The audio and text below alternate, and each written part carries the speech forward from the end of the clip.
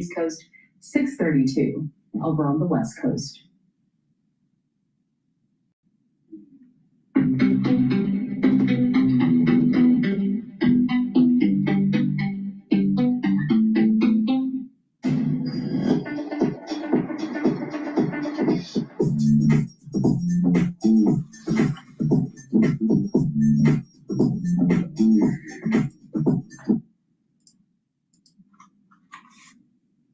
Officer Stephanie Guild is with us, and it does feel like, Stephanie, everybody's kind of sitting on his or her hands waiting for Jerome Powell to speak at Jackson Hole. How pivotal or how important is this speech? Could this speech be? His speeches are always important, but I feel like so much is already built into expectations of Fed rate cuts, and we all expect a cut in September, right? Yeah. No matter what inflation numbers. And the market's 85%. I guess it was a little higher like last week, but yeah, we're all expecting that. And obviously, some things this morning makes it seem like it's even more possible to happen, and for the whole Fed, all the Fed governors, to slowly become dovish. So I don't know how much more he can say. Like I think, given those expectations, there could be a chance that he says we still care about inflation, and the labor market isn't weak enough for us to care so much about that. It's interesting. You think about that 85% pricing that's in for September. Maybe it was closer to 90% a little bit ago. It was really solidified after we got that labor market print for July, really ugly, and also the revisions caught a lot of people by surprise in a bad way. But you write in your notes that inflation should still matter more. I think for right now, because I think if you look at I think we got a little spoiled, right? Like I think everybody always, it's about frame of reference. And we had 600,000 jobs added on average coming out of COVID. And then it got cut in half and cut in half and cut in half. And to have not a lot of jobs being added now kind of makes sense. And I think the revisions were a function of the fact that we weren't really funding data collection in the BLS, and probably needed to use more technology and things like that. And we still start with a phone call. So I think, but I am worried about the labor market simply because if it doesn't come out in inflation with higher prices from tariffs, it could just come out with cost cutting. And cost cutting means probably, rethinking the way your labor market works, the way your own employee set works. And the CEO, Conference Board CEO, confidence measure, I think it's called, said there's actually, we saw a tick up in less hiring, at least. I think it was like 34%, which is like the highest since 2020. I wonder how the labor market affects retail trading. You obviously have a great vantage point for that. I mean, if people lose their jobs, do they trade less? Are they sitting at home and trading more? What are you seeing in the data from Robinhood? Nothing's really changed. I mean, you're definitely seeing continued growth. Because we still have unemployment at 4%. Yeah, I mean, right, exactly. Like it's still a relatively full labor market. And you see data from places like JP Morgan, Chase, and Bank of America, where they show you like savings on average, and it's still above the 2019 levels. So the consumers continue to spend. We are seeing an increase in credit, right, and people taking on debt. So that is something to worry about. But we haven't really seen any major issues in terms of our customer base. Interesting. And we've talked about... Hello, this is Dr. Paul Cottrell, and we are live streaming on Rumble, YouTube, simulcasting on X Spaces, and live streaming on my website, the-studio-reykjavik.com. We're doing this live stream on August 20th. I also replay these videos on all my channels. I have 4 channels on YouTube, Brighteon, Bitchute, and Rumble. Please subscribe to all those channels. Ask your social media to follow me and share the links. All the links to the different channels are in the description of this video and all my videos. So it's a great way to help support the work. If you like the content that I do, all this content is for free. Please help support the work by going to my website, the-studio-reykjavik.com. You can donate through Stripe, PayPal, or buy me a coffee on the homepage. You can also be a paid member to my Patreon channel. Again, I don't put stuff behind a paywall. It's the help of ones that are sharing the links, donating, and purchasing the great products that I offer. I have ebooks, supplements, and course material on pulmonology and immunology. So please take a look at my store and get the great products that I offer. Some of the great products that I have are NAD+. NAD+ is a supplement that you should be taking every day to boost up your energy levels and to repair your DNA. As we get older, we accumulate DNA damage in the cellular DNA and also DNA damage in your mitochondrial DNA. NAD Plus will help to repair that DNA damage.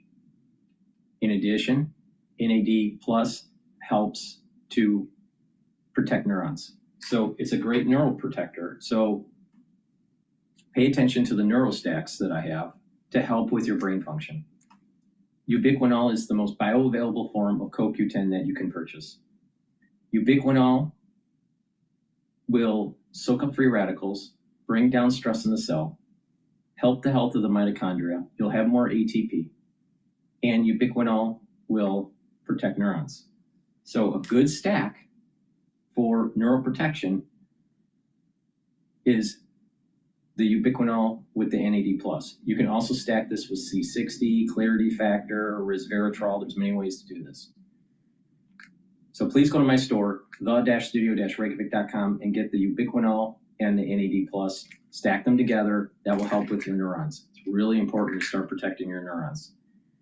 You're going to start noticing within 5 years, within your social network, many people getting early onset of dementia. So it behooves you to start eating properly, getting healthy, and taking the proper supplementation that will improve your brain function. Please go to my store, the-studio-reykjavik.com. Use discount 5, you get $5 off any order. If you purchase $100 or more, you do get a free gift until supplies last. Thank you for joining. We're going to cover the markets today. The markets did open up in the United States, but before we do that, let's just listen into Bloomberg. Yeah, absolutely. It looks like all of the stocks in the Mag 7 on the downside this morning, and that's tough. And then we have Target also. We're going to talk about that coming up. Those shares sinking as the company announces a new CEO. We're going to talk about the retailer today, and we're going to talk about the cost of switching out CEOs. It can be incredibly expensive and not necessarily yield amazing gains. Okay, so the S&P 500 is trading at 6,399. VIX is trading at 15.73. The euro is trading at 1.16. Oil is trading at 62.63. BITO is trading at 20.49. Bitcoin is trading at 113,000. The Japanese yen is trading at 147.35. Natural gas trading at 2.767. All right, so let's go over resistance points and support levels. So for the S&P 500, I still have a target of 6,800 to 7,000 for the S&P 500. Today is a down day. Right now it's trading 15 points down for the S&P 500. Now the resistance point I've been saying is 6,500. The support level, near-term support level, is 6,250. So pay attention to that trading range. So if the S&P 500 starts to sell off and is approaching that 250 support level, that's 6,250, you might want to purchase some more shares of the broad index. BITO is an ETF that longs Bitcoin. Bitcoin's trading at 113 handle. Now, BITO is trading at 20.48. So you have a resistance level at 2149, and you're going to have a support level at 20. Now, I suspect that Bitcoin is going to continue to slide maybe past 110, maybe trade in the 109, 108 range, and then come back up. Oil is trading at 62.57 right now. So there's a trading range between 60 and 65. So right now, it's like right near that middle ground, maybe a little bit below the middle ground. You could short it short term, and as it's going closer to 60, but it could jump up to 65. There seems to be a increase of inventory, especially for natural gas. So I suspect that energy prices will be suppressed for the next couple weeks. So we're back to natural gas here. Natural gas is 2.76. Now, a few weeks ago, it was trading above the $3 range. Now, Boyle is trading at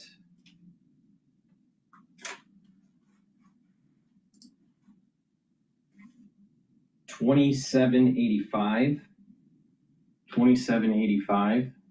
So we're going to have a resistance level of 28, and we're going to have a support level at 27. So the question is, will natural gas continue to fall past the 2.7 mark?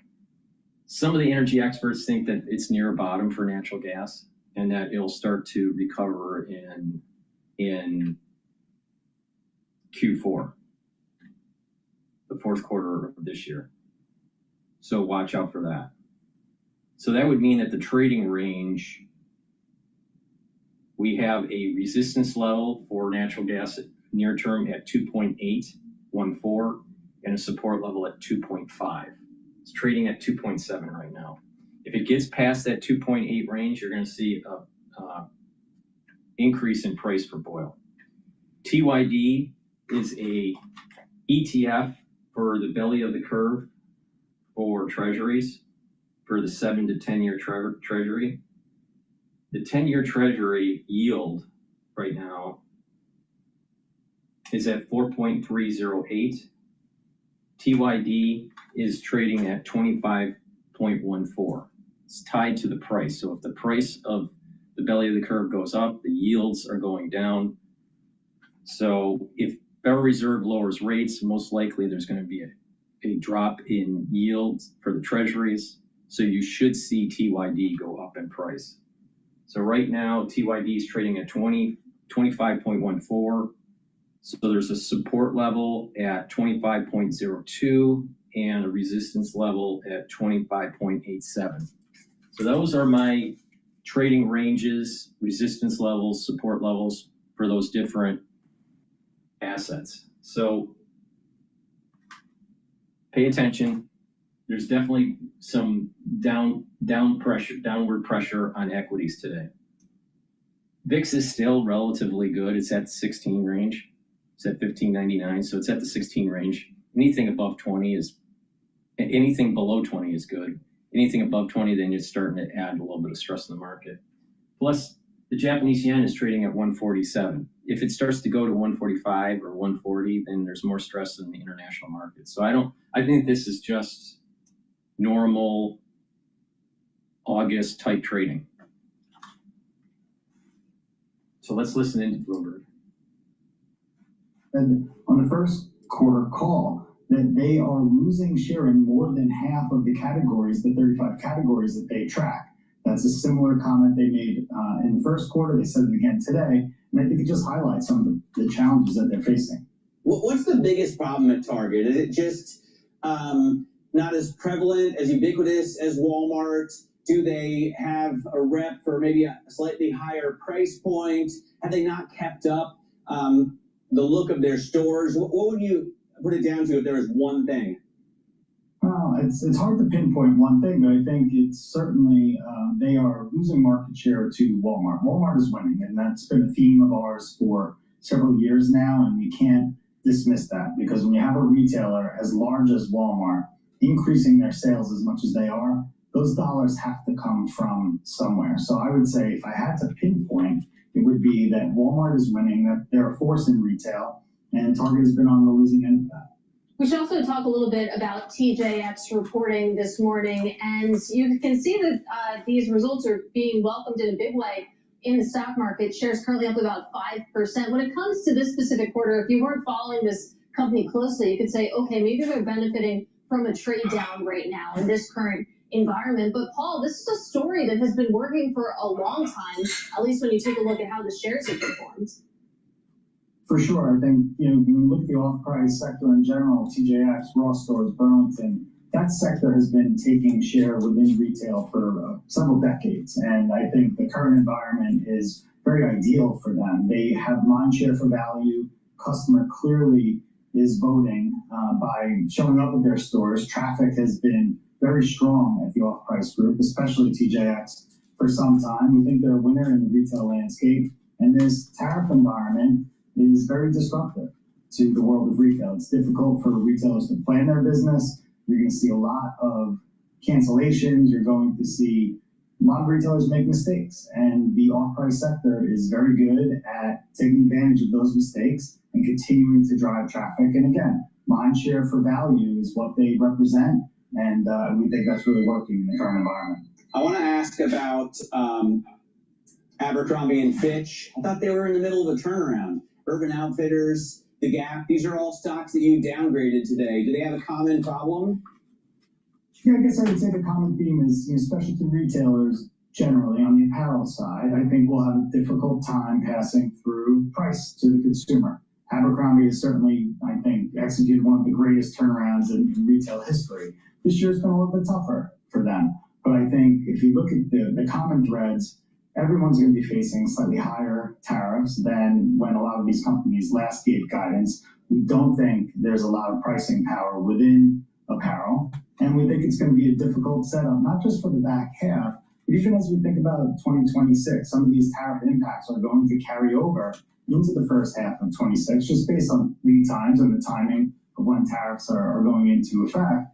And we think it's going to be a challenging next couple of quarters for specialty apparel. All right, Paul, great to get some insight on these earnings from you. That is Paul Lejuez of Citi Research. And Matt, you mentioned Abercrombie and Fitch. Shares down 38% this year, but you think back to the past 2 years they had higher by 285% in 2023, another 69% higher in 2024. It feels like they did the turnaround and now we're coming back. Absolutely. I mean, I'm looking at the shares right now. Over the last 5 years, Abercrombie and Fitch is up 817%. It looks like a meme stock. Yeah, it absolutely confused me when I pulled it up. I put it against TJ Maxx, which is up 193%. Ross Stores up 80%. Burlington up 48%. But A&F, obviously, it's a very different story than those three. Up 817%, outperforming Urban Outfitters, which is up almost 300. So it's quadrupled, but yeah, Abercrombie just stomps it. Really interesting stuff. The better comp would probably be American Eagle, but we know that American Eagle, the stock has been moving on a lot of different factors. Right? I didn't even know it still existed. American Eagle? That was like when I was a kid. I bought when people were listening two pairs of jean shorts there 2 weekends ago. Shorts, huh? Yeah, they're back. I didn't know that was a thing either. Well, anyway. Interesting. We should probably talk about maybe AI. I'll get some. Yeah, maybe. Let's talk about AI next, because AI deals powering a turnaround. I personally think that the only jeans you wear are Levi's jeans. But that's just me. Right? And just, I guess, the old fashioned maybe. Please go to my store, the-studio-reykjavik.com, and get the foundational part of the protocol. The foundational part of the protocol is the complete multivitamin and the probiotics.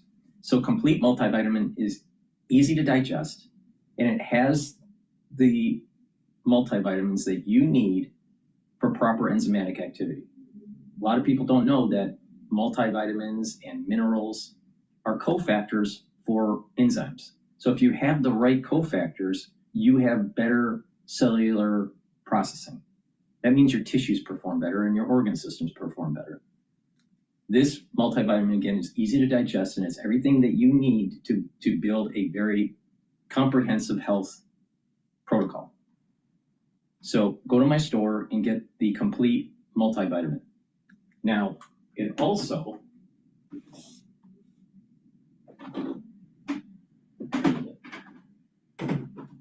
find it. There it is. Probiotic. So the foundational piece, foundation of the protocol is the complete multivitamin and the probiotic. Now, probiotics are very important. I have two types of probiotics. One's a powdered form that I have in stock. The other is a VeggieCap version. Now, with the probiotics, that's going to help with the health of your gut. It improves your gut biome. And by improving your gut biome, you get multiple things that positively affect your body. Your skin will improve. You'll also notice that your hair improves. You'll have better mental acuity. You'll get rid of brain fog. You'll sleep better because with a good gut biome, you're actually creating an environment for you to sleep better. It helps with processing melatonin. And with a good gut biome, you're going to be able to absorb your nutrients. Your metabolism is going to be better. The mucosal lining in your gut will be thicker. You'll reduce leaky gut syndrome. And your concentrations of IgA are going to increase, so your immune system is going to be better. So it's really important to improve the health of your gut. You also need to approach this in a holistic way. That's proper diet. Make sure you stay away from processed foods. Stay away from sugary foods. You want to drink filtered water, exercise, do the resistance training, balancing exercises, cardio, stretching. Those are all very important. Learning new things to activate your brain, get plenty of sleep. These are all very important that have positive feedback loops when you look at this from a holistic perspective. So it's not just taking the supplements, it's also looking at it in a holistic manner. And so when you're improving your food consumption, your calorie intake is controlled. You're taking the proper supplementation. You're having better sleep and better mindfulness, either through spirituality or through meditation. When you do these things, your body actually heals. So please go to my store, the-studio-reykjavik.com, get the probiotics, and get the complete multivitamin. That's the foundation, and then you build off of that. So please go to my store, the-studio-reykjavik.com. Use discount 5, you get $5 off any order. If you spend $100 or more, you will get a free gift till supplies last. We don't want this business model where you're selling computing power over the internet. And Oracle is kind of this wayward, tech giant of a previous generation, and that's really changed in the last couple of years with the AI boom. So who are his biggest customers? I mean, where's the money coming from feeding into Oracle and helping the shares rise and Larry Ellison's bank account as well? So yeah, Oracle, it's going to be that OpenAI is on track to be the largest customer by far, right? It's going to be that, cloud infrastructure will be the largest portion of the business. And that's because earlier this year, we saw at the White House, they had the, Larry Ellison was standing there. Meeting. Yeah, the Stargate meeting. And so the question now for Oracle is, can they fulfill on all this? We have some details on how they are making some very drastic steps to try to build out big data centers quicker than have ever been done before. So the jury is somewhat still out on whether they can fully capitalize on the demand. It's a great story, and I recommend everyone read it on the terminal. Brody Ford from Bloomberg wrote that piece on Oracle and the change of heart that Larry Ellison has had, which helped him become the second richest man in the world. Coming up in the next hour, strategist Matt Maley joins us from Miller Tabak. Morgan Stanley economist Sarah Wolf, plus the CEO of Udemy on AI impacting the next generation of workers, finding it may be tough to get a job out of college. Then Michael Baker joins us from D.A. Davidson. It's a full show. We're going to talk about Ford's potentially $300,000 off-road supercar as well.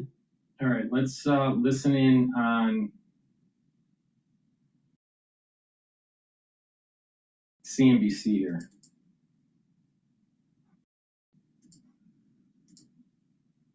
Is now for all teams. Even teams finalizing go-to-market plans for products that are anything but finalized. Steve Wiesman kicking off our 3-day coverage of the Jackson Hole Economic Symposium with a very special edition of the CNBC Fed Survey. And boy, you got a beautiful shot there this morning, Steve. Yeah, we just had some live elk there. You see that? The Fed meets in Jackson Hole this year, Andrew, amid unprecedented presidential pressure for a rate cut, unsettled questions about the next Fed chair, and tariff inflation. The CNBC Fed Survey Special Jackson Hole edition found respondents believe the president is most likely to pick NEC Director Kevin Hassett to replace Fed Chair Powell, but they think he should pick former Fed Governor Kevin Warsh. Some tight results there. About 70% of respondents think Powell's speech will be neither hawkish nor dovish, but neutral. 29 respondents still see 2 rate cuts coming, even while 63% believe substantial price increases remain on the way from tariffs. Okay, on who the president will pick among the 11 named candidates, Hassett leads, followed by Fed Governor Chris Waller, Warsh, and former St. Louis Fed President James Bullard. Mickey Bowman in the 5th spot right there. But respondents think the president should pick Warsh, followed very closely by Waller and Bullard. Hassett drops to 4th on the we should pick. 41% of respondents said the next Fed chair, I know you talked about this with David Zervos, the next Fed chair will conduct policy independently of the president. 37% say will be in coordination. 22%, maybe the most honest, are unsure. Meanwhile, 69% say Powell's speech will be neutral, with 14% saying it will be dovish and 14% even venturing it may not be about policy or the economy at all. I think that would be a disappointment to markets. Still, respondents see the Fed funds rate declining by 50 basis points this year, 25 in September and 25 in December, and 50 next year. This is despite calls for inflation in the survey to remain around 3% this year and next year as well. So the big question is, how does Powell, if he does, make a case for a rate cut when the inflation rate is running a percentage point over target, and most importantly, forecast to remain there for most of this year and 2026. You want to be tuning in because coming up tomorrow, we have Kansas City Fed President Jeff Smith, and on Friday, Cleveland Fed President Beth Hammack, along with coverage of Fed Chair Powell's speech. Guys? Hey, Steve, I'll give you unprecedented public pressure to lower rates by President Trump. I don't know if you know what went on behind the scenes. And I'm just looking at one that I didn't realize it was this crazy, but LBJ summoned Fed Chair William McChesney Martin to his Texas ranch and physically shoved him around the room. Yeah, we talked about that. Well, I know. Okay, so then it's not unprecedented. It's not as unprecedented as that. But publicly, there's no doubt, probably the most unprecedented. I just wanted you to add a word, the unprecedented pressure, because we don't know what goes on behind the scenes. Hang on, Joe. Let me edit my script. Hold on a second. Your script for a squawk on the street. That's good. Right. Or I could say unprecedented pressure in the last 20 or 30 years, right? Because I don't know. We don't know what GW did. We don't know what, or not GW, but HW did. He blamed Greenspan for losing the election. Joe, you know, it's interesting. You make an important point, and I think I do too, which is in the last 20 or 30 years, we have not had this kind of pressure. I'm not making an objective or subjective point. Is it right? Is it wrong? But certainly, and you're right publicly, and I'm pretty sure behind the scenes, we have not seen this kind of pressure on a Fed chair. And also, by the way, this kind of public, campaigning for the job among, Malpass is in the Journal today. We had Zervos on. Do you remember the days, Joe, when somebody was nominated for something, and you'd call them up to see if they would talk to you and say, no, I can't talk to you until after the process is over? Again, this may be cool. I mean, I like the idea that Zervos came on and gave us 20 minutes of his thoughts this morning. I mean, I really think that we ought to call up the Treasury and tell Besson, don't bother interviewing them. We'll have them on Squawk Box every morning. That's a good way to do it. The next 11 days, Ann better get busy. Yeah. It's the Squawk Box interview you have to pass, not the Besson interview. Either Trump presidency, how many times could you use the word unprecedented about how many different things? That's what I mean. A lot. I know. And I'm not saying you make a wrong point, Joe. Is anything precedented? No, probably. So another point that's probably worth bringing up, and when we say unprecedented public pressure, is it's crazy. What all this? It's unconventional. Yeah. Unconventional. I think the question also is what all this does to the public reputation of the Federal Reserve. I think now you probably have half of the country hates the Fed. Half of the country thinks that most of their problems that they have economically are the fault of the Fed, not cutting interest rates. I don't know if that's a good thing or a bad thing. And you're saying it should be much disagree. higher. You're saying it should be much higher? I don't think that's the case. I mean, it was interesting to hear Zervos, Joe, because Zervos made a great case for how well Powell has done. Right? He said they brought down inflation and didn't cause a recession. He also said that Powell. He said like a Larian, that 3, 2, what's the difference for inflation? Well, you know, we're 15 years, 3 is much worse than 2. I mean, I can I see. think the important thing he also said, though, is that this is a consensual building body. You don't get to walk in and be a dictator no matter who you are. He also said that Powell has kept inflation expectations under control. That's a huge job for the Fed, and they've done that successfully despite unprecedented public pressure from the president. But then the flip side of that is if they really are under control, then you could cut, because that's where the risk is. It's the labor market. Fair enough. Fair enough. Historically, since the Federal Reserve Act by Congress of, I think it's 1913, presidents have jawboned the Federal Reserve, for sure, either behind the scenes or even publicly. But not just that, it wasn't just the president. The president sometimes uses the Treasury to jawbone the Federal Reserve. So and you can see that happening with Bassett. Bassett is on the news networks, and he's, stating what the actual Fed rate should be, right? So, but this is not unprecedented. It's just that if it's coming out of Trump's administration, it must be bad. It must be unprecedented. It must be, and that's not the case. I mean, look at what FDR and the games that he was playing with gold, all right? Or Nixon. So, for sure, presidents have tried to push the Federal Reserve into a certain direction.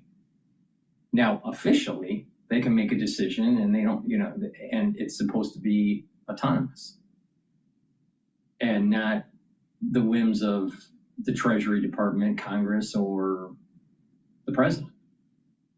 That's true in a theoretical sense, but there's always some pressure, either in public or behind the scenes, to do certain moves. Now, the question is, the ones that are jawboning, how much status, how much real pressure or leverage do they have relative to the powers that be in the banking industry? And sometimes the powers that be in the banking industry have more leverage than the actual politicians. But at other times, the politicians have more leverage than the bankers. So it's not static. And I think that's a key point. And a lot of people out there that are conspiracy theorists, they think that the bankers are always have the leverage. It's not necessarily true. It's definitely not true when they have overextended themselves in an exuberant manner. So it waxes and wanes. Who has the power? And what's going on in the economy, and what's going on politically and geopolitically, and the movement of gold. When we had gold reserves that could be redeemed, that played another factor in with presidents and treasuries putting pressure on the Federal Reserve. So it's not unprecedented. Okay, let's talk about a great product that I have, Zeolite. Zeolite will help to detoxify your body. Detoxifying your body is super important. It'll help to get rid of heavy metals, toxins, and chemicals. You take 3 small drops underneath your tongue and drink filtered water. Do that every day. Now, if you want a heavier detox, take 10 small drops underneath your tongue and drink filtered water. Now, what that will do is the zeolite will bind to the heavy metals, toxins, and chemicals and allow you to urinate them out within about 6 to 8 hours. So it's a great way to get your immune system boosted. It's a great way to improve your endocrine system and to get into homeostasis. A lot of people have toxins that have built up over the years, so it's important to flush them out. In addition, clean your environment, clean your home. Look at your closets and your garage or your basement and get rid of chemicals that you don't need in the house. But if there are chemicals, cleaning agents, paints that you do need, then put them in a double layered container.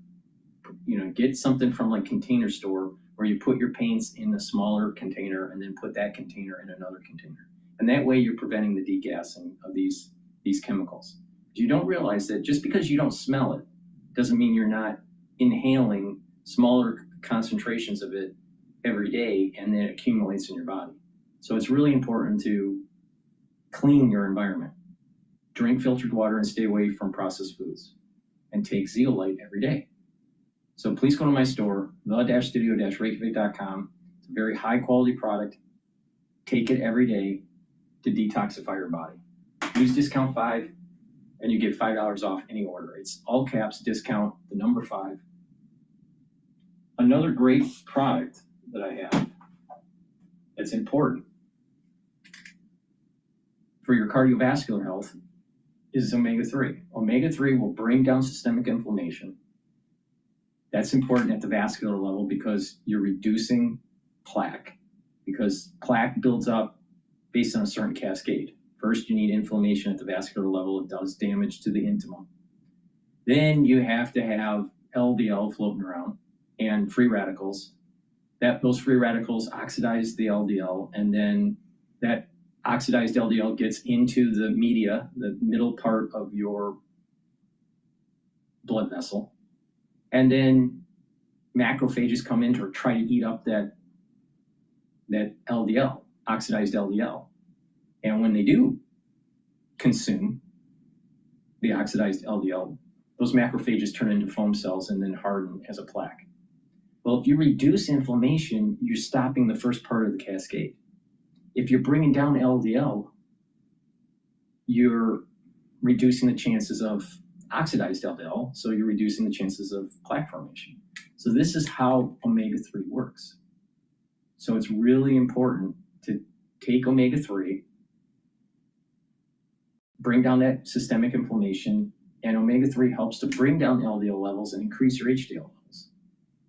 In addition, omega-3 prevents the red blood cells from sticking too much. So that prevents overclotting. That's important because when you have blockage, either calcium blockage or plaque blockage through the oxidized LDL, there's turbulence around that blockage, especially at the carotid. And so when it creates this turbulent effect in the blood, it can clot. It'll overclot. So you need fibrinolytics and other anti-clotting agents to prevent and stop that overclotting. So it's super important to take omega-3. Now, omega-3 stacks really well with nattokinase. So again, omega-3 brings down inflammation, helps you to control your lipid profile, helps to bring down LDL levels, increase your HDL levels. And it helps to prevent the red blood cells from sticking too much so it doesn't overclot. Super important for your cardiovascular health. So please go to my store, the-studio-reykjavik.com, and get the omega-3.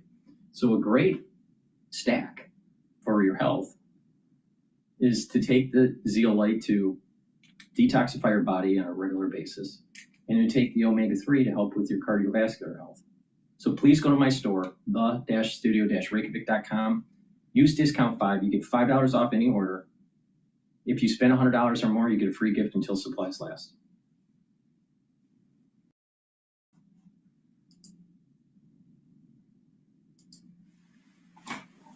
Pop-Mart, they're really known for their Labubu dolls, right? Say that fast 5 times. Yes. Labubu. What's it cost, one of those dolls? What are they like? It depends on whether you get the limited edition ones, John. The thing is, they're hard to find, and that's the joy of it. But like celebrities like Kim Kardashian, Brad Pitt, very much into this. And so the big news from today is that they're planning to announce a new mini Labubu. And yeah, It's still our hearts. this little doll has been their cash cow for the first half of 2025. It led to a 204% increase in year-on-year revenue. And the CEO Total garbage. This is the same thing with the Cabbage Patch Kids back in, I don't know, the 80s. Unbelievable. All right, let's forget about that. Let's listen in on.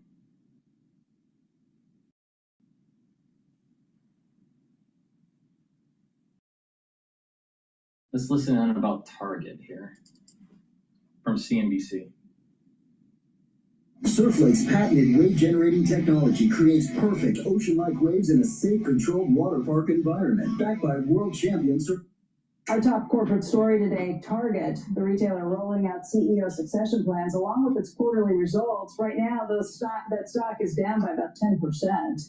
Courtney Reagan's here, and she's got more on this story. Court, good morning. Good morning. It's good to see you all. So Target CEO succession getting more attention than its results this morning. After more than 11 years as CEO, Brian Cornell will transition to executive chairman at the end of the fiscal year, so February 1st. Current COO, former CFO, and 20-year Target veteran Michael Fidelki will take the top job in February. Fidelki told reporters, I'm, quote, stepping in with urgency to rebuild momentum and return to profitable growth. He's got three priorities. He says, first, we have to lead with merchandise beyond the occasional design partnership.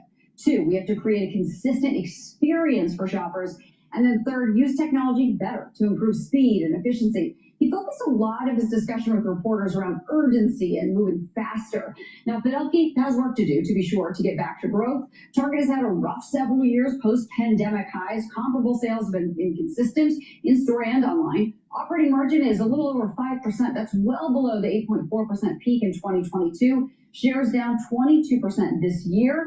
Now, under Cornell, the retailer has had inventory missteps. It took and then changed positions on a number of political and cultural issues that generated boycotts on both sides and hits to traffic and sales. But Cornell has overseen $34 billion in revenue growth since 2014, the growth of its private brand portfolio. It acquired Shipt. It transformed the shipping and distribution network to speed up shipping and many same-day options.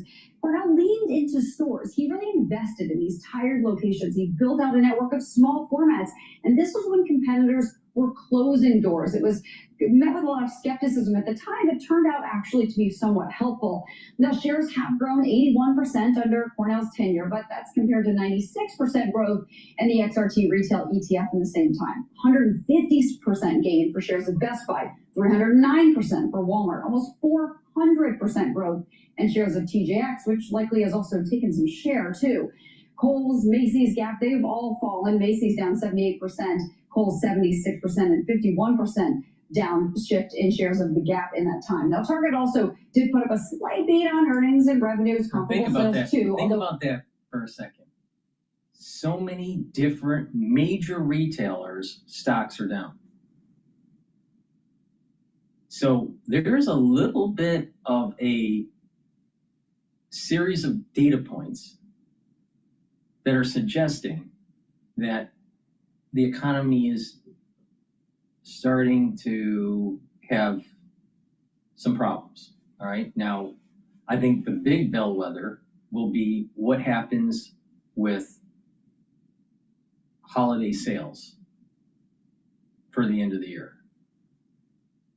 Now, my take on this is that I'm watching like Macy's, Bloomingdale's, Nordstrom, other major retailers. They're all discounting. So there's a problem with the consumer. But you look at like macro data with unemployment rate at 4.2%, that's very low. Inflation is at annualized for this year is at 3.1. So what is going on? Is it that the consumer is really having problems? Or is it that they're not spending and they're investing, right? What's really going on here? Is it that they're worried about losing their job because of artificial intelligence? People are saying that individuals that are in the workforce, they're not there's this term called job hopping, where you're going from one job to another, right? You stay for a couple years and then you hop to another job. There's a new term called job hugging, where they're afraid to change jobs. Why? So something is happening with the job market, even though unemployment rate is low. And you're seeing consumer buying behavior changing in the last few months. Now, it could be just coincidence, or is it related to tariffs? Is there some anxiety because of AI? I think it's a combination of these. I think a big part of it is not so much tariffs. I think it's AI. And can you imagine when the next recession hits? It's going to be structural unemployment, not cyclical, because of artificial intelligence. And maybe people are sensing that. 3 were below last year's level. Traffic and sales, they did accelerate from the prior quarter, but traffic and transactions are below last year. And when asked about prices, executives at Target told traffic and transactions, so people are looking for a deal and not getting it.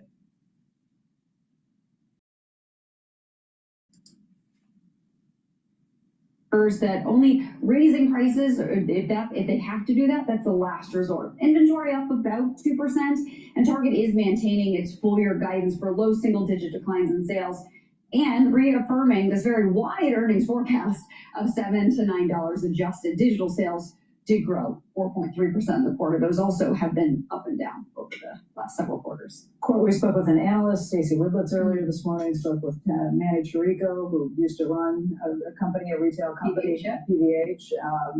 They said that the disappointment they think is from Target not turning to an outsider. Yeah, I can understand that, and that was a lot of the questions that have been asked, I think, by those of us that follow the company closely as well. And interestingly enough, Brian Cottrell is actually the first outsider CEO Target's ever had. Right. He replaced Greg Steinhoffel after the data breach, if you all remember that. 2013. Yeah, exactly. So that happened, and then they brought in Cornell as an outsider. And, you know, for many years, as we sort of just went through, he did a lot of things that really did seem to help Target. Getting out of Canada was a big deal. That was a big deal. Yeah, exactly. Starting it, but then pulling out of it actually fairly quickly. 12 years since the data breach. Yeah, remember how big that was? And then there were so many other ones, but that was really the first big high-profile data breach. It's fine for you guys.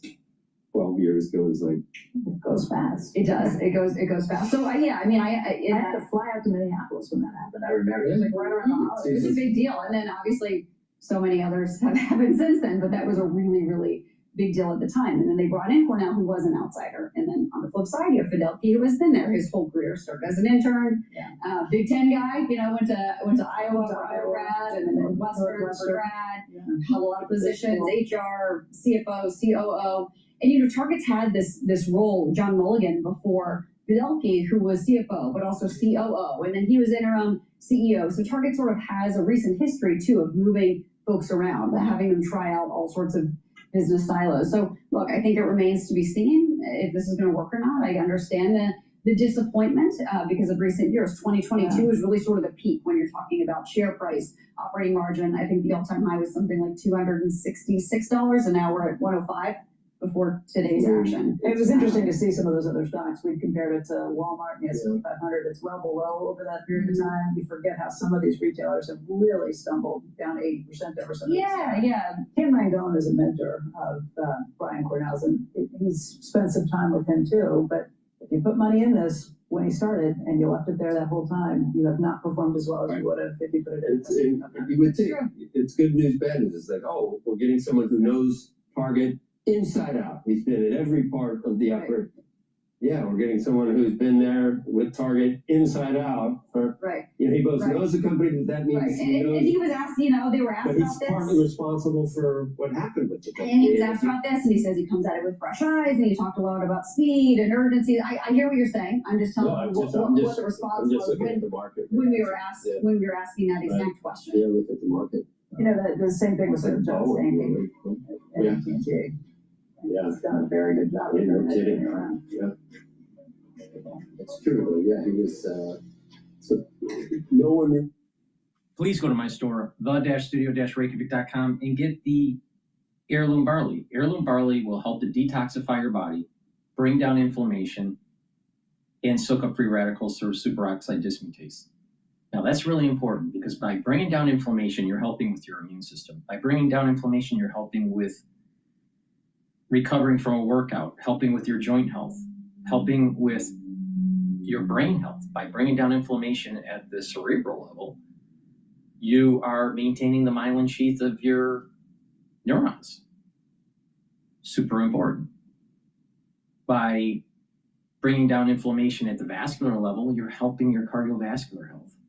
So taking heirloom barley every day is super important, all right? Now, you can take one big scooper a day, mix it with soft foods. That's how I do it. You can mix it with just filtered water, milk, or a smoothie. But taking it every day is important. I have two types. I have the heirloom barley or the gladiator barley. I'll be talking about the gladiator barley later, but take either or, right? If you want to take the gladiator barley, don't take the heirloom barley. If you take the heirloom barley, don't take the gladiator barley. There's no reason for that. Now, the big difference between the two is that the gladiator barley is getting all the benefits of the heirloom barley, but you also have strength benefits to gain muscle. It's a high density protein, very high quality, and this is a great way to detoxify your body. You can stack this with the zeolite to improve your detox, but take it every day, super important. Detoxifying your body and bringing down inflammation is a major important feature in getting your body healthy and slowing down the aging process. So this is something that you should be doing every day. So please go to my store, the-studio-reykjavik.com.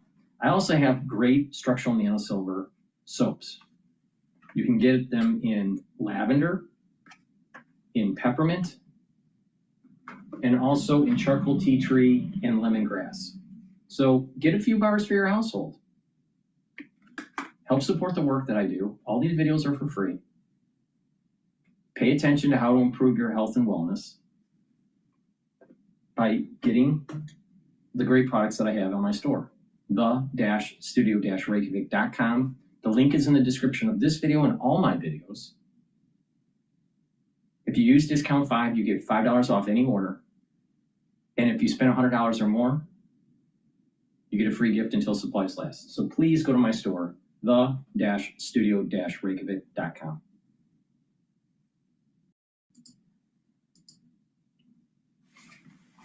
California, and against New York's Attorney General Letitia James. It seems to be part of a systematic approach to dig up allegations of impropriety against what you might say are political enemies. In this case, it's a Fed governor who has stood with the Fed chair in resisting the president's calls for lower interest rates at the central bank. So taken into context, it's quite a remarkable development and is a major escalation of the White House's criticism of an attack on the Federal Reserve.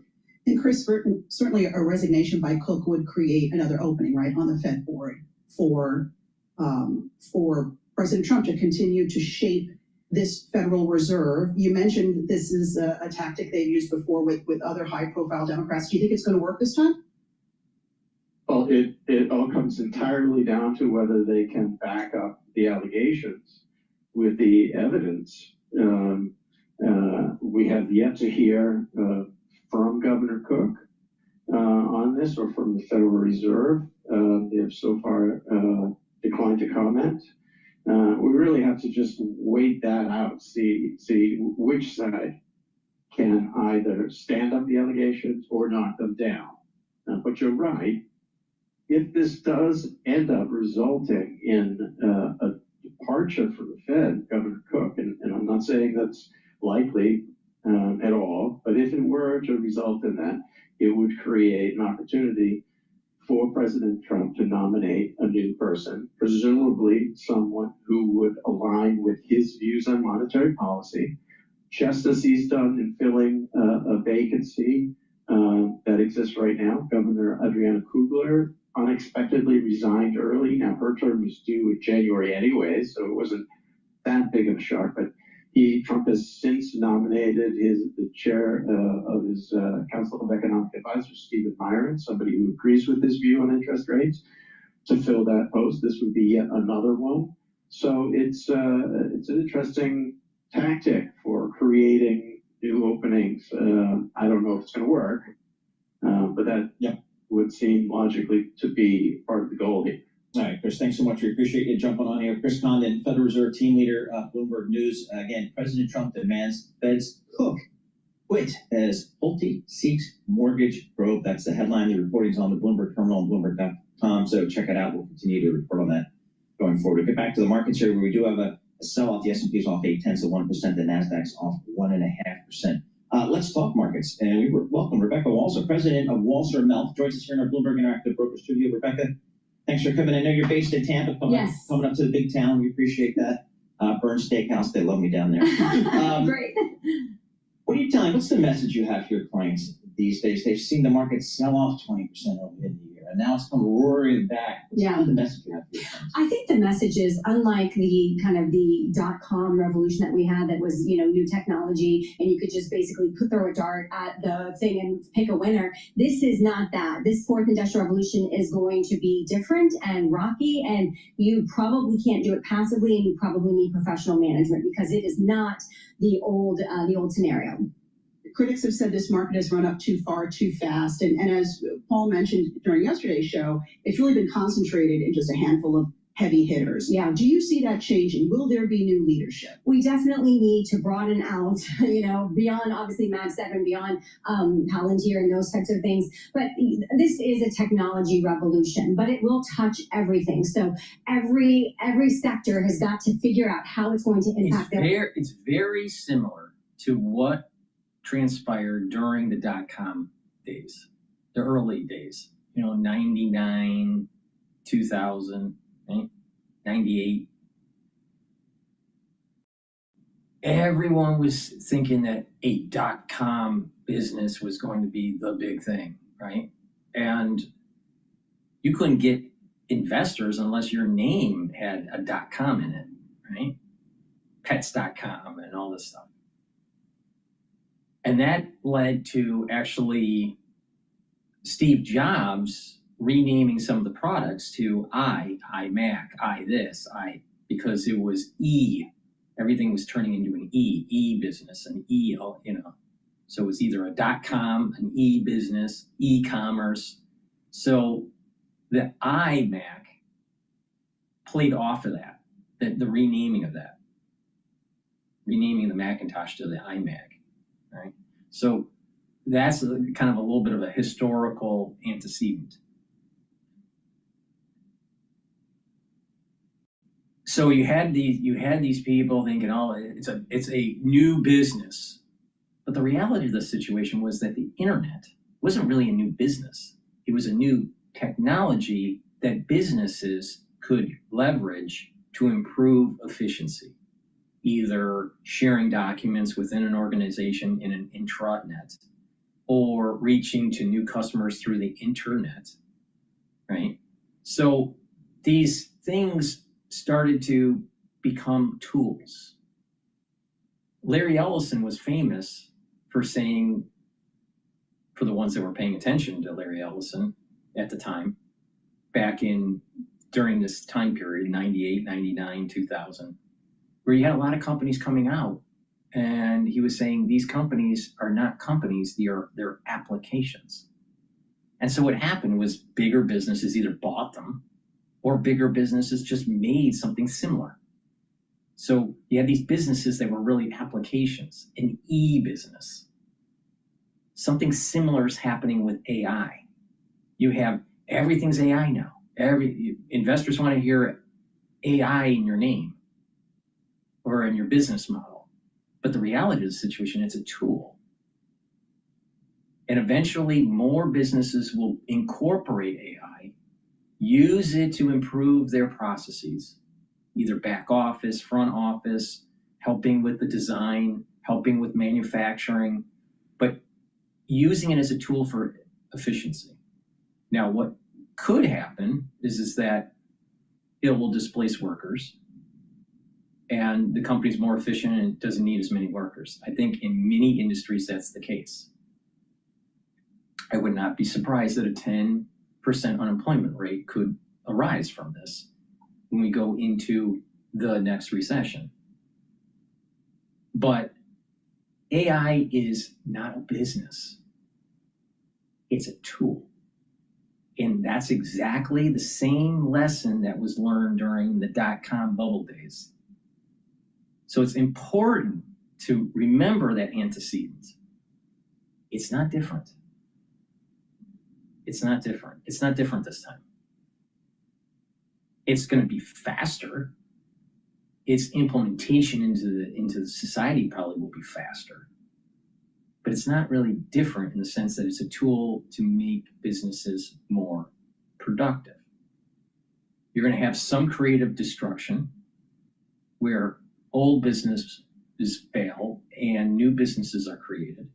You'll have more creation of businesses because the hurdle level has come down because you don't need as many employees to do something similar. So you may have more cottage kind of industry kind of stuff popping up. So the question is in organizations, there's a term called fine grain and coarse grain organizations. Coarse grain organizations are like Walmart, GM, Oracle. Fine grain organizations are much smaller. Now, when we go through this transition of AI being implemented, who does it affect the most? In a negative and a positive way. It could very well be that the coarse grain organizations are affected the most in a positive way in the front of the timeline, where they get more efficiency and they don't need as many workers. But what will happen is that at the end of the timeline for the coarse grain organizations, they may actually have more competition because to do something similar to what they're doing, there's a lower hurdle level. And so competition may start to arise, especially with the workers that are being laid off. They have a certain understanding of their business. And if they leverage AI, they may be able to compete for certain types of customers. So it'll be interesting to see how coarse grain and fine grain organizations throughout the timeline of implementing AI, how they adapt to it.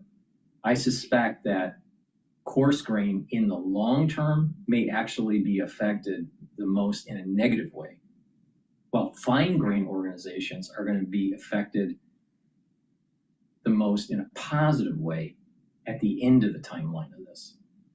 So I think understanding that there's lags and who gets affected in terms of organizations is going to be different based on the size of the organization. So keep that in mind. So with that, please go to my store, the-studio-reykjavik.com, and get this structural nano silver toothpaste. This toothpaste will whiten your teeth, freshen your breath, reduce the inflammation in your gum line, help the health of your gum line, and with good oral hygiene, you're reducing the chances of having problems with vascular issues or valvular issues. Please go to my store, the-studio-reykjavik.com, get a few tubes of this toothpaste. It's the best toothpaste that you can get. It's extremely high quality, has no fluoride in it. Please go to my store, use discount 5 and you get $5 off any order. So get a few tubes of this toothpaste for your household and help support the work that I do.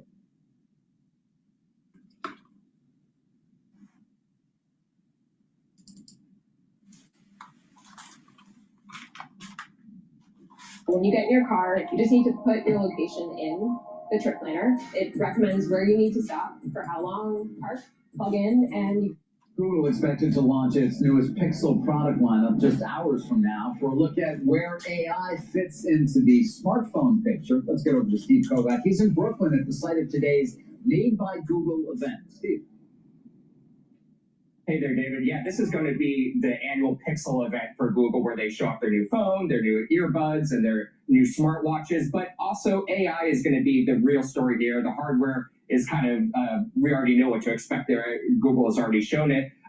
Obviously, Google has its Gemini assistant, and we'll be seeing what other extra features they can add on top of that to make this an enticing device. But it's been a really tough road for AI hardware the last couple of years. While we talk about the enormous growth we see in ChatGPT and the like, other devices like AI PCs from Microsoft, Apple's failure to get Apple Intelligence off the ground, we really haven't seen anything revolutionary on the AI hardware front. We've seen some modest successes. I'll point to Meta's Ray-Ban glasses. Those are the ones you put, they have the camera built in and you can talk to it, use the Meta AI assistant on there. Amazon also recently bought a company called B Artificial Intelligence that has this device you wear that you can always listen to. None of those have taken off in a significant way, but there is some momentum around there. And I'll also point to what Apple CEO Tim Cook recently said about AI hardware. He was asked about that on the last earnings call, and he kind of hinted that the phone is still going to be central to a lot of what we do. We hear a lot about what Johnny Ive is working on over at OpenAI and so forth. Cook's belief, though, it's going to be more like these accessories that we've been seeing as opposed to something that replaces the phone. And then when it comes to the phone itself, really making that assistant more personal and things like that. So we'll see what kind of flavor Google can put on that today, guys.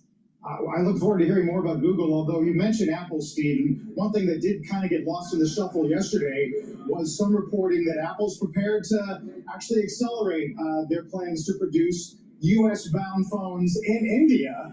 And I guess the question now is whether or not they got the all clear from the administration on that. It certainly seems like it. I mean, we saw that extraordinary event in the Oval Office, Carl, just a couple weeks ago, and the president kind of brushed off questions about a made-in-the-USA iPhone, and it seems like, yeah, because of giving that trophy to the president and also offering that $600 billion in investment in the United States over the next few years, Tim Cook really just created a détente between himself and the president. And it seems like India is really no longer an issue. So it's all green for them to go in there and accelerate that production to get around the worst of the tariffs. Steve Kovac on Apple and, of course, Google. More news on that event later on today. I'm going to teach you a simple.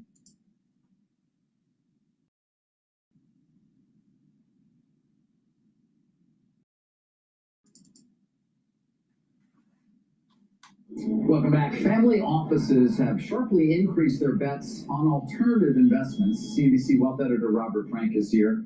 They're getting in on the game, what we've been talking about for a while as well, of course. Certainly getting into. They've been in the game for a while, getting more, and now family offices have in fact become the fastest growing market for alternative and private assets. In fact, the number of family offices with exposure to alternative investments has increased by over 500% since 2016. That's according to new data from Preqin. Now, the growth outpaced wealth management firms, sovereign wealth funds, and This is scary, especially if it goes into private equity, because it doesn't have liquidity. And a lot of times, because of the problems with marking to market. So if it's private equity, all right, you really don't know what the true value of the company is, because it's not in a liquid market. And when there's a sell-off because of a recession, illiquid assets depreciate, will go down. The value will go down faster than liquid assets. So if more of these family offices buy into private equity and create in the Wall Street world starts to create these derivative products in private equity, where the average person is buying into an ETF, or an average person is, buying into some sort of financial construct that's tied to private equity, and private equity's underlying is not liquid, then there's going to be a lot of people when there is a drawdown in the market, especially during a recession. Private equity is going to be hurt the most. And like Ackman said, a lot of these endowments from these universities are in private equity. But the real value of the private equity is really not determined. They really don't know what it is because it's not a liquid market. So just imagine your house. Do you really know the value of your house? Oh, Zillow says it. But until you have a buyer, you really don't know what the real value of your home is. And it depends on the particular time you're selling. If you're selling at where interest rates are low and there are buyers out there for your city that you're selling your home in, then it's going to be easier and you could be able to sell it at a higher price. But what if it's a recession? What if the interest rates are too high? The value of your home just went down. So it's too volatile. And just imagine, homes are relatively liquid. PE, private equity, that's not liquid at all. So individuals buying into private equity, it's a problem. And not only that, most of these private equity deals, you can't even pull out your money until 5 years. So, well, wait a minute, you're locking in at something, you don't know what the true value is, and you can't even touch the money until 5 years from now. So getting into private equity is a scam. I think it's a scam. I think you can do far better by just going into things that are more liquid, right? Like the S&P 500 or leveraged ETFs or, commodities or things that are liquid. But getting into private equity and they say, well, you can earn 100% return. Well, my returns on average a year are anywhere from 48 to 57% year over year. And I'm just doing ETFs. And I've been doing this for a long time. Most private equity can't do that. They're not liquid. Don't fall into this trap. I'm telling you, there's going to be a lot of stupid people out there who are going to be falling into the trap. Just about every other category. In fact, there are now over 4,000 family offices with alternative investments. That's up from just 651 back in 2016. So within the alt space, that's private equity, private credit, venture capital, hedge funds, real estate, infrastructure, all that stuff. Family offices. All right, let's. Now, I professionally managed a portfolio for 9 years. So let me just break this down for you. All right, private equity, like I said, not liquid. Private credit. That's so you have companies that need credit. So you're offering them money to borrow because they're not borrowing from a bank. Maybe you're buying commercial paper, or they're not really on commercial paper is more liquid. But let's say it's not a publicly traded company. So they're looking for some sort of loan. That's not typically through a bank, though. All right, so private credit.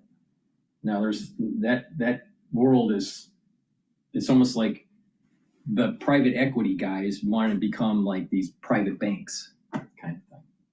Venture capital. Well, 1 out of every 10 maybe make it. 9 out of 10 fail. So you really want to invest in a venture capital firm or be a venture capital investment? Most likely you'd fail if you're investing the money as a venture capitalist. Hedge fund. In the purest sense, hedge funds are supposed to be negatively correlated to the market. Well, if it's negatively by its purest sense of the word, hedge fund, you're supposed to make money when the market goes down and lose money when the market goes up. That's what a hedge fund is supposed to be. But a hedge fund today is an amalgamation where they're trying to get alpha on the up and the down. This is the reason why most hedge funds fail. So hedge funds don't have a great track record. Real estate. Getting into real estate makes sense, but you have to be careful, because are you investing in REITs or are you investing in actual land or property? My take is it's better to invest in actual property, right? So that's not that bad of an idea, real estate. But you can invest through REITs or through actual purchase of property. Infrastructure and collectibles. Collectibles, really? Collectibles? Like paintings and watches? That's kind of like, I don't know. I don't know if that's a good idea for the average person. You got to be ultra wealthy to be doing that. And infrastructure. Infrastructure, I'm not sure what they mean by that. Maybe they mean purchasing munis. I'm not sure what they mean by infrastructure. Favoring private credit this year. According to BlackRock, 39% of family offices plan to add or make new investments in private credit and private debt this year, with 29% planning to add or make investments in private equity. Private credit is, of course, still a small share of the total family office portfolios at about 5%, and family offices are warning of higher. Now think about this. Challenges for private market investing. Private market, I mean illiquid markets, that's what they really mean by that.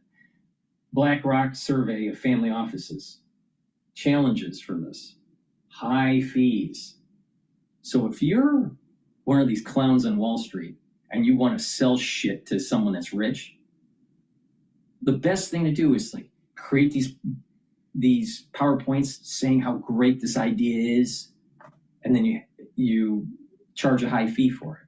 So who's really benefiting from this? Is it the wealthy that are actually investing in these products, or the ones that are actually managing the funds? It's a shyster game, trust me. Lack attractive valuations. It's the private market. It's going to be hard to, there's no liquidity. Managing liquidity, again, another issue. Lack of transparency. Exactly.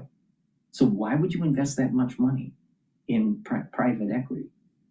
Private equity, I'm telling you, it's a shyster game. So more people get into the private equity game, and then what they try to do is you start to package these deals in these kind of private equity backed securities.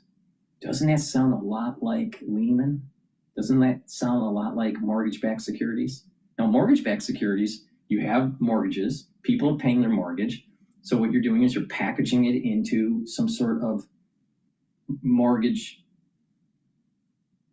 debt obligation, and you sell it to the market. Well, they're going to do the same thing in private equity. And that's going to be even less liquid than the mortgage-backed securities. They're setting up for a liquidity event where if this is going to take hold and it's going to grow a little bit, but it'll eventually pop. And when it does pop, there's going to be a lot of people hurting. A lot of people hurting. But this is stupid. Never do this. Never, ever, ever, ever, ever, ever, ever, ever do this. And lower returns. You've got hundreds of billions of dollars pouring into these new private credit funds. So family offices are telling me that returns have started to fall. And 72% of family offices say high fees are the biggest challenge to investing in private markets. Now, for more on the family office boom and alts, you can read the story by my colleague Haley Cuccinello in the latest Inside Wealth newsletter. You sign up for that at cbc.com/insidewealth. That's cbc.com/insidewealth. New newsletter out tomorrow morning. I mean, private markets obviously incredibly important, only continue to grow private credit, but also I don't know how many are getting in on things like OpenAI or Anthropic or any of the companies that have captured investors' imaginations, even though they don't trade publicly. Yeah, you look at a firm like Iconic, which is leading a funding round for some of these AI companies. And basically the only public equities that family offices seem to love right now are AI related, and it's the private ones that they are certainly trying to get in on. It's hard even for family offices when you've got people like SoftBank putting so much money in, but that is certainly one of the areas they're trying to put money. They're also doing a lot of direct investing in private AI companies and AI startups. AI is the #1 investment theme right now for family offices. I'm surprised. Robert, thanks. Thank you, guys. Robert Frank this morning. It reminds me of the .com days. It's going to burst. Please go to my store, the-studio-reykjavik.com, and get the cleanse, which is a 30 parts per million, or max 35, which is 35 parts per million. You take it the same way. Take either or. Take a teaspoon a day. And by taking a teaspoon a day, you swish it in your mouth, gargle, about 20 seconds, 30 seconds, and then swallow. You're helping the epithelial lining. You're helping your mucosal barrier. You're helping the health of your oral cavity and your oropharynx. And by doing that, you're boosting up your immune system. Do this every day. If you're not feeling well or people around you are not feeling well, take a tablespoon or two a day and then go back to your maintenance dose when everything is normal. But it's important to do it every day. I've been taking either Max 14 or Max 35 or the cleanse for 5 years, all right? So please go to my store, the-studio-reykjavik.com. Again, cleanse is 30 parts per million, and the Max 35 is 35 parts per million. Max 14 is 14 parts per million that I don't have in stock right now. I do have in stock the Max 35 and the cleanse. Very high quality products that'll help to boost up your immune system. And it's part of my first pillar of the health protocol. What's the health protocol? The foundation is the complete multivitamin, the probiotic. All right, so those are the 2 supplements for the foundation. And the first pillar is taking cleanse or Max 35, Max 14 to boost up that immune system. The second pillar is C60 to soak up free radicals. The third pillar, taking turmeric, ashwagandha, and lignans to boost up the immune system and help with your cardiovascular health. The fourth pillar, Boomer Boost, to boost up your energy levels and rev up your metabolism. That's the health protocol that you build off of. Now you can customize it in such a way where you can only take the 2 first pillars and add stuff, or you can take everything and add stuff to that. It's up to you. I'm just telling you how I do it. And if you follow what I'm doing, you're going to actually slow down the aging process. So please go to my store, the-studio-reykjavik.com, get the cleanse or the Max 35, use discount 5. You get $5 off any order. If you spend $100 or more, you get a free gift until supplies last.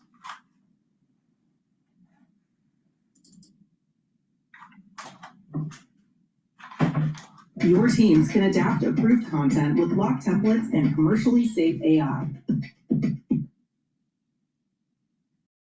Kachava. Kachava is the world's healthiest all-in-one meal shake. A complete meal in seconds.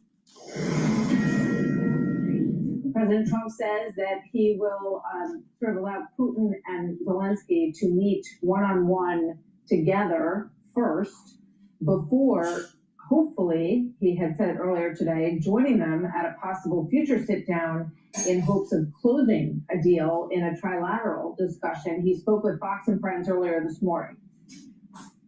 So I hope President Putin is going to be good, and if he's not, it's going to be a rough situation. And I hope that President Zelensky will do what he has to do. He has to show some flexibility also. That pretty much says it all. Let's bring in retired 4-star General Jack Keane, Fox News senior strategic analyst, former Army Vice Chief of Staff and chairman of the Institute for the Study of War. General, great to have you with us today.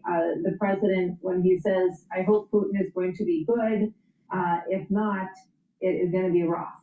I think that pretty much, that sort of says where we are right now, right? Yeah, no doubt about that. Let me just preface my comments by also complimenting what took place yesterday. It was, quite extraordinary.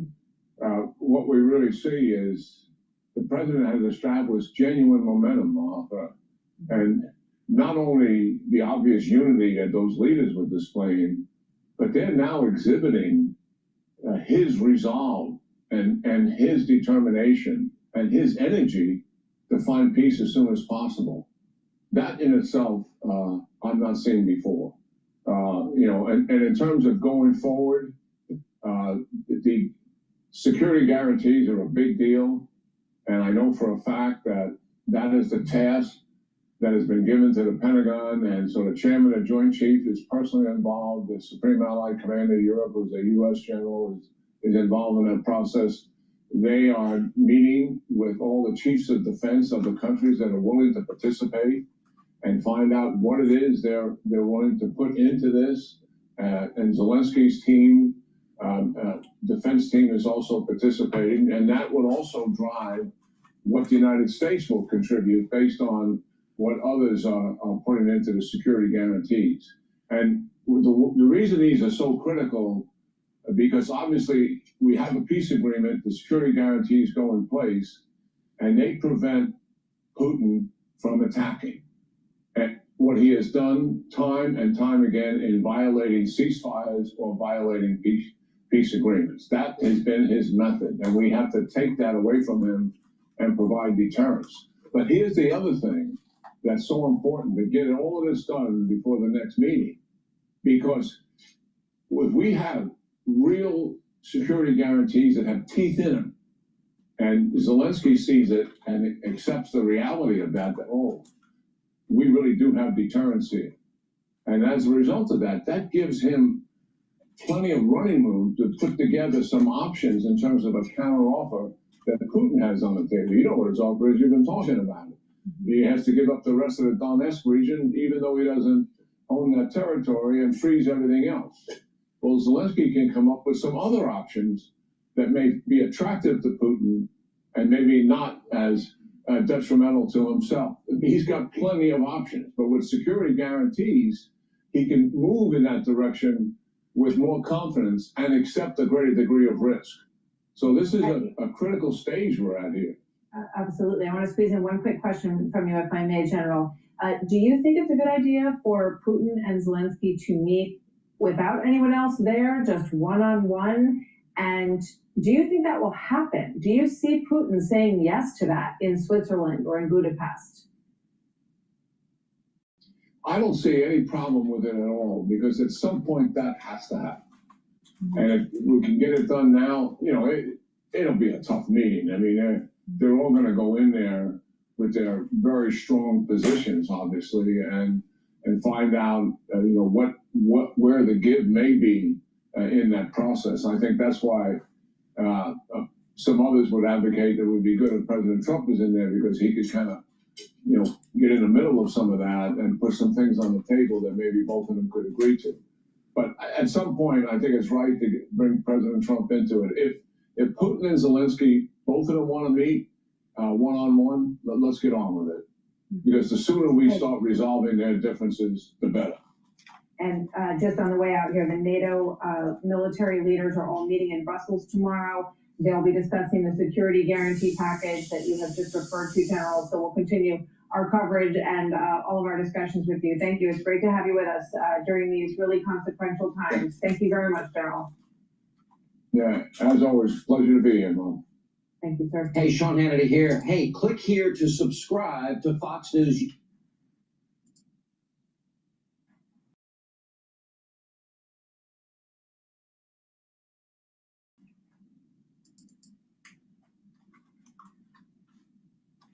It started with a totally innocent free trial, and now everything's changed. My life used to be simple, stressful, chaotic.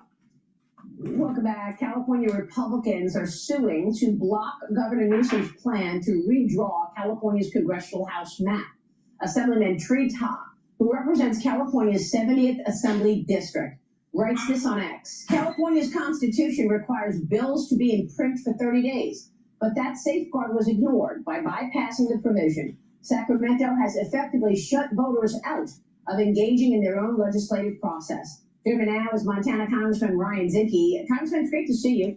Thank you so much for being here. What's your take on this redistricting? Because there are growing questions surrounding who in California actually drew up these district maps. How do you see things? Well, I think this is round 3 of the districting wars, which is for America not a good thing. You have Texas, followed down by California. And look, Maria, there are only 40 seats, 40 nationwide that are competitive.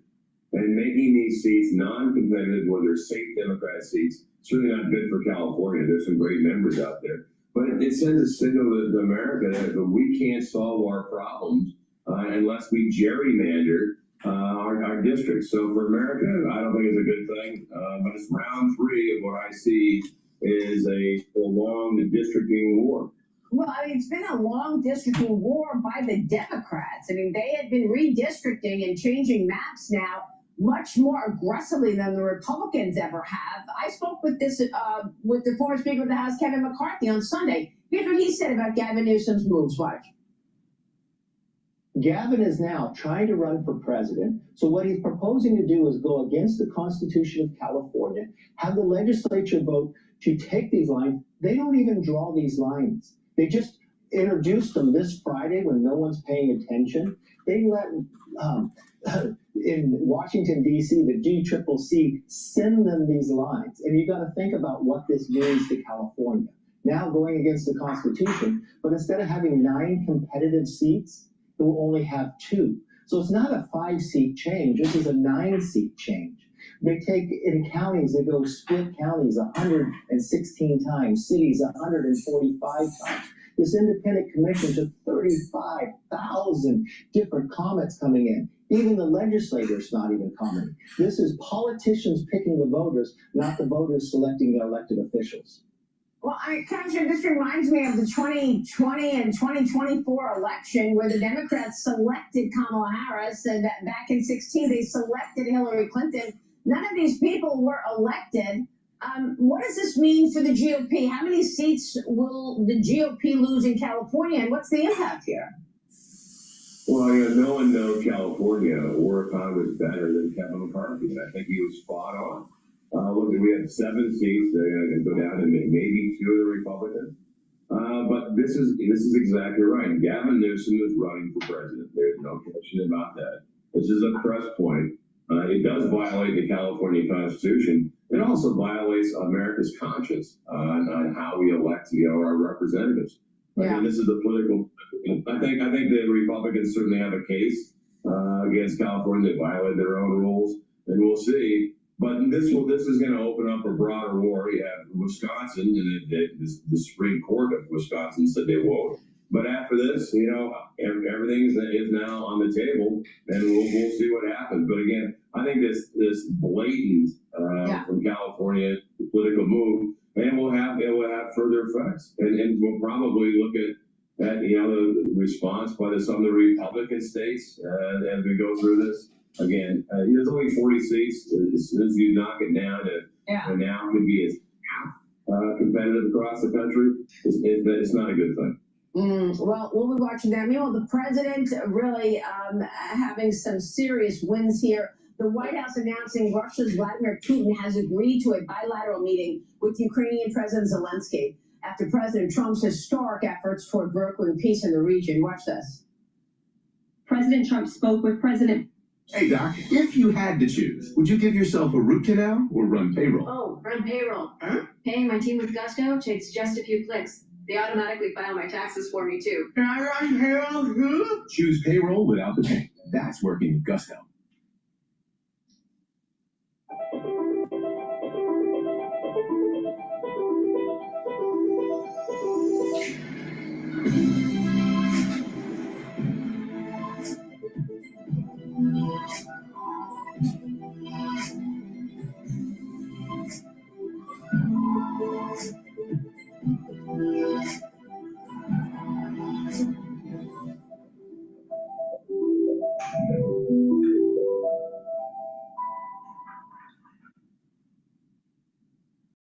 President Trump spoke with President Putin by phone, and he agreed to begin the next phase of the peace process, a meeting between President Putin and President Zelensky, which would be followed, if necessary, by a trilateral meeting between President Putin, President Zelensky, and President Trump. As the president said, Vice President Vance, Secretary Rubio, and Special Envoy Witkoff will continue to coordinate with Russia and Ukraine to make this happen as soon as possible. What's your take on this? NATO military leaders are expected to hold a virtual meeting today, Congressman. They want to hash out specifics on security guarantees for Ukraine And the president was very clear, no boots on the ground from America, but the U.S. could help from the air. How do you see that playing out? Well, I think this is what leadership looks like. It's amazing to me that anyone would criticize where we're at as a country and what President Trump has done thus far. I mean, he had a face-to-face with Putin. That's what they couldn't be done. And now there's a face-to-face between Zelensky and Putin. They said that couldn't be done. At the end of the day, I think President Trump has been very, very clear is that his goal is peace. Stop the killing. You have between 2,000 and 5,000 people dying every day at the front line. The Donbass people there want peace. Crimean Peninsula, as Trump was saying, is off the table for to go back, or stay with Ukraine, no matter how you look at it. And I think it'll end up probably with a land bridge between the Crimean Peninsula and Russia. So I think President Trump has done an unbelievable job against long odds. He's engaged in. I think he hasn't changed where the mission focus is. It's peace. Mm-hmm.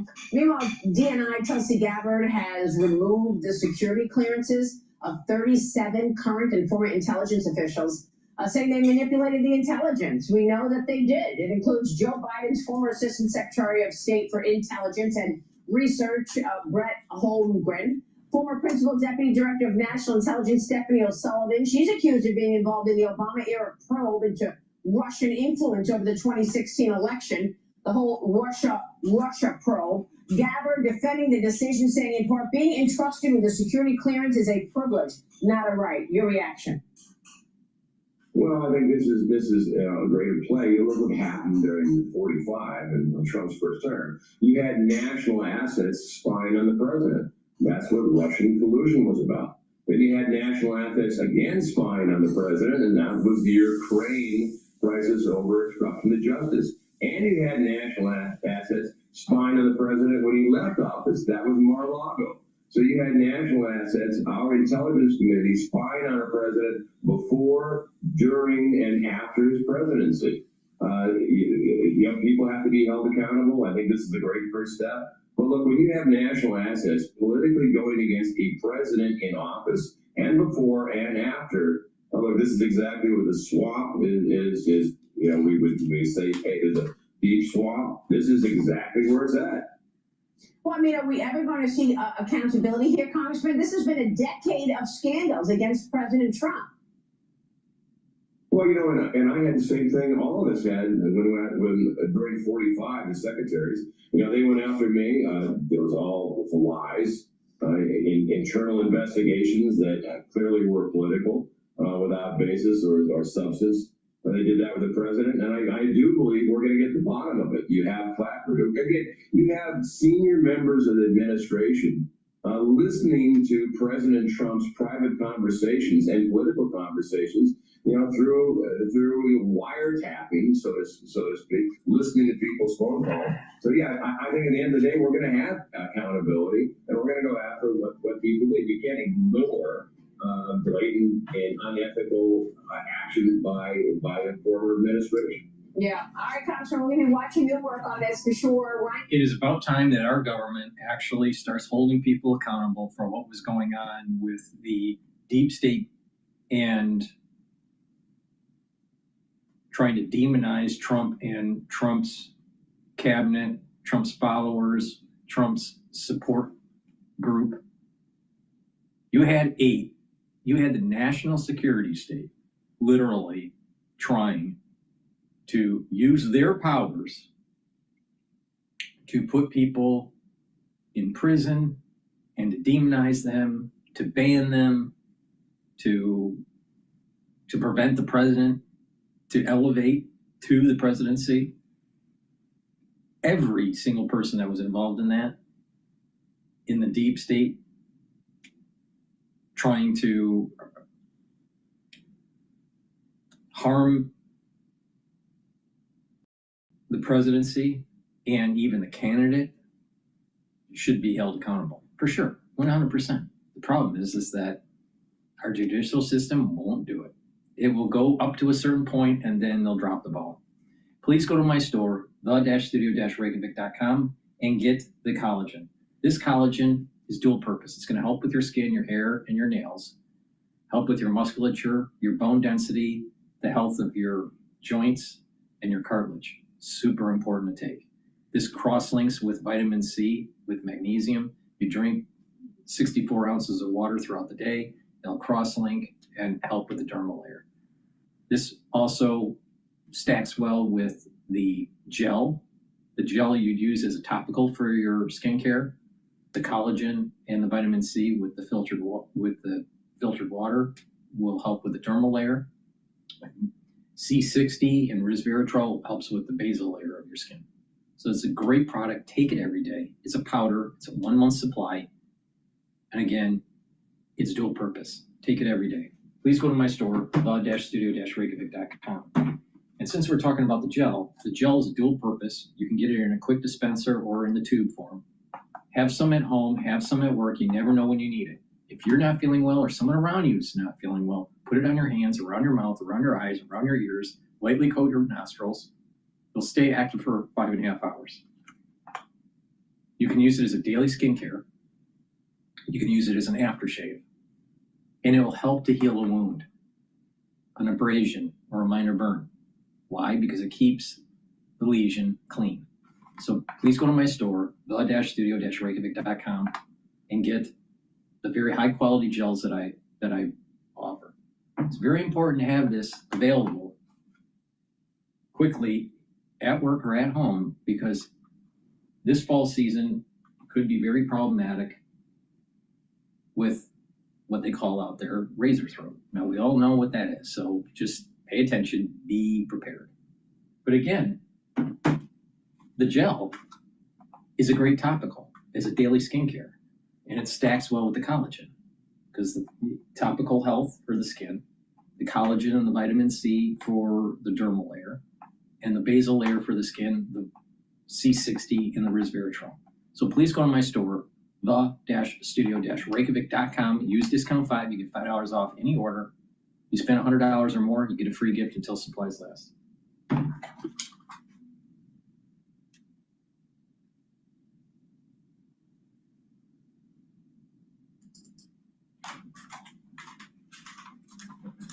If you want to build an app and have no idea how to code or where to start, check out Base44.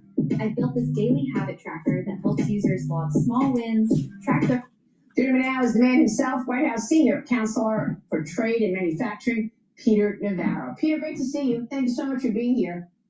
Good morning, Maria. Great to be with you. I know you've got another op-ed coming out soon this week on the Russia collusion and this last 10 years of scandals. But let's start with India and their, what you say, funding Putin's war machine. How are they doing it, Peter? There's a general perception that somehow India needs Russian oil to basically power its domestic economy, but that's just wrong. If you go back to when Russia invaded Ukraine back in February of 2022, India didn't buy virtually any Indian oil, almost zip. I mean, it's like 1%, right? So Russia invades, and then you immediately see this surge of oil purchased by India. So you ask yourself what's going on, and what's going on is the Russian refiners got in bed with the Indian refiners.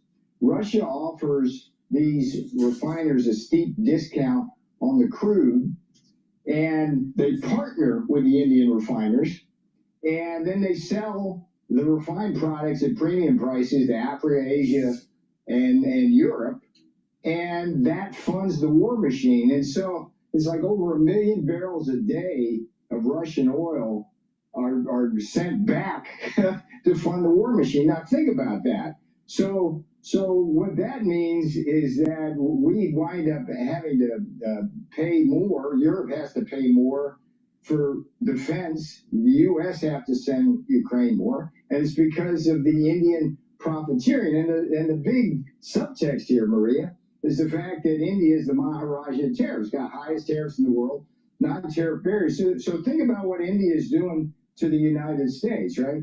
It steals our jobs. it slows down our growth with their unfair trade practices. Okay, so we take a hit there. And then when it gets into this profiteering scheme with Russia to send oil to basically the Kremlin laundromat for the crude oil, basically it forces U.S. taxpayers to pay more to help Ukraine in the war. So it's just insanity. Look, there's a lot of roads that run to peace, and President Donald J. Trump is the most incredible peace president we've ever seen. One of those roads runs right through New Delhi, and India needs to stand up here for the world, for democracy. It's the biggest democracy in the world by the amount of people, and it's basically in bed with the Russians, and that's not conducive to peace. If India tomorrow stopped buying Russian oil, that would go a long way towards getting Putin to the ultimate yes that we need, and that Donald Trump and his that thing, Maria, I was all 4 years in the White House first term. I've never seen anything like what President Trump did with those European leaders, putting them together with Zelensky and talking about how to proceed forward. That is just, I mean, that would go down in history for the ages. But I mean, look here, it doesn't look like India is going to stop, right? I mean, you're right. The meeting was unprecedented. And finally, we're actually having the beginnings of a conversation to end this war after 4 years of no efforts, it appears. But it doesn't look, I mean, these secondary sanctions is an interesting idea. Isolate Russia until they stop. But India's not on board. Well, let's see what happens, as the boss says, with India. What I hope I've done with the Financial Times article is basically sensitize the world that this Indian argument that somehow they need it to keep the heat on or the air conditioning on, it's just wrong. They don't need that oil. Full stop. They don't need that oil. It's just the Russian refiners are partnering with the Indian refiners.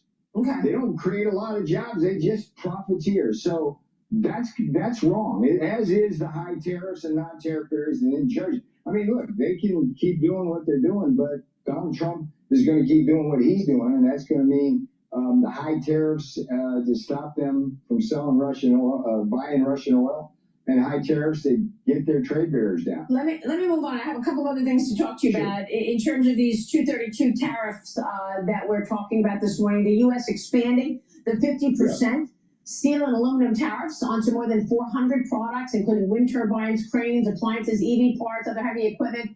The Commerce Department calling it a crackdown on loopholes, saying that these higher tariffs will revitalize the American steel and aluminum industry. I know from U.S. steelmakers, they're delighted by this because they've been dealing with dumping of these products at much cheaper levels. But, I mean, you're also talking about unmanned aircraft systems, a lot of other goods that we weren't expecting with a 50% tariff. How do they use these loopholes to get cheap products into America and put U.S. makers at a disadvantage, Peter?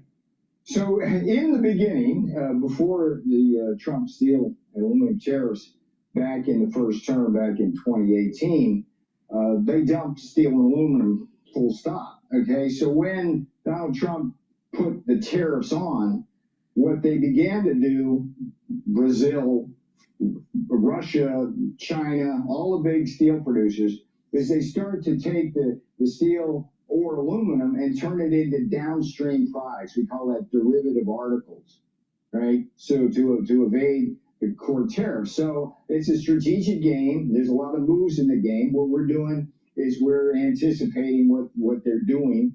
And so we basically do it that way in order to protect the industry. Remember, the goal here is to get 80% or higher capacity utilization in both our steel and aluminum industries, get new investment, particularly in the aluminum industry, which we lost several foundries during the Biden years, and that thing's on life support.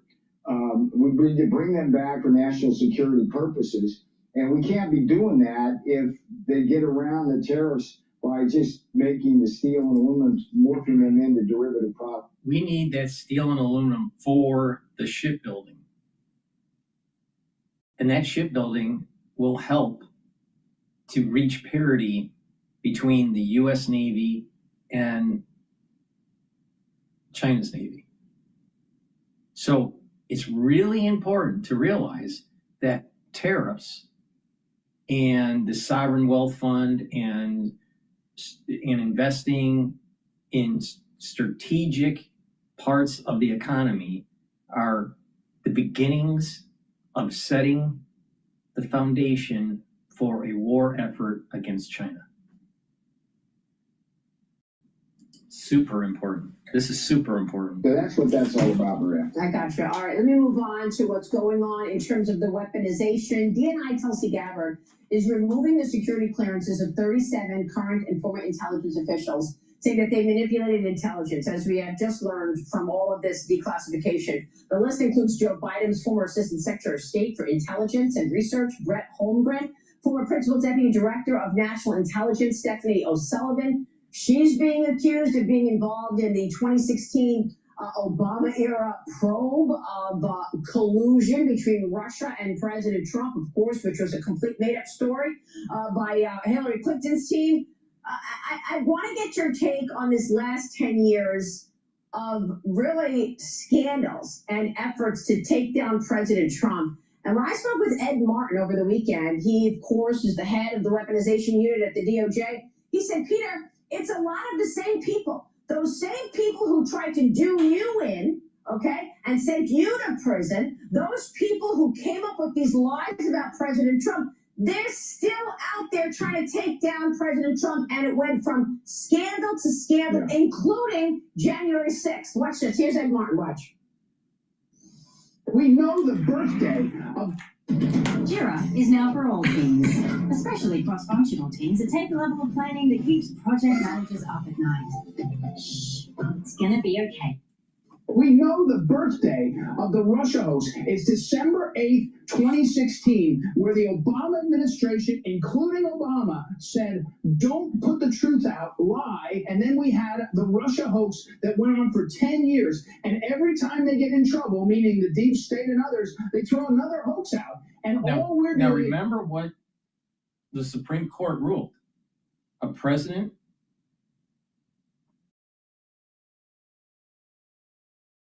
can do certain activities, and if it's under an official capacity or unofficial capacity. So the question is, when Obama did this, is it under a presidential capacity or an official presidential capacity or an unofficial capacity? If it's under an unofficial capacity, he can be held liable. DOJ, and all we're doing across the government is saying, get the truth out. When you're a liar, you lie, not just on one thing. When you're a cheater, you cheat, not just on one thing. When you're doing corruption, you generally don't just do it on one thing. So we have, that's our what we're asked to do as prosecutors. It's always the same people on December 9th, 2016, in the Situation Room in Obama's White House are playing the same game all these years. That's unbelievable. Peter, you lived it.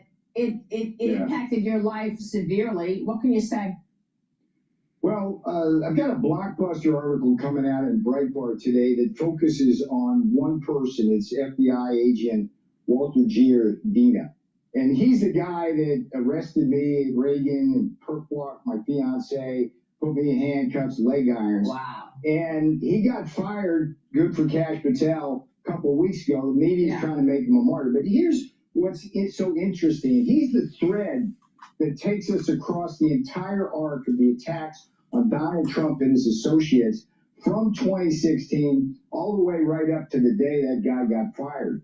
And it starts with the Steele dossier. I don't know if you know this, Maria, but this guy, Walter Giardina, was one of the FBI agents who greenlit the Steele dossier after he read it and said, yeah, that's okay, go forward. And that, of course, begat Crossfire Hurricane. And at the same time, you had another operation. It was called Crimson River, renamed Red Masari. And that one falsely accused the Trump campaign of receiving $10 million from the Egyptian government. It was a total fraud. But Giardina was at the center of that. And then Giardina went to the Mueller report. He served on that. Our national security state is running amok. They're running rogue. This is the problem. And these people need to be held accountable and charged for election interference.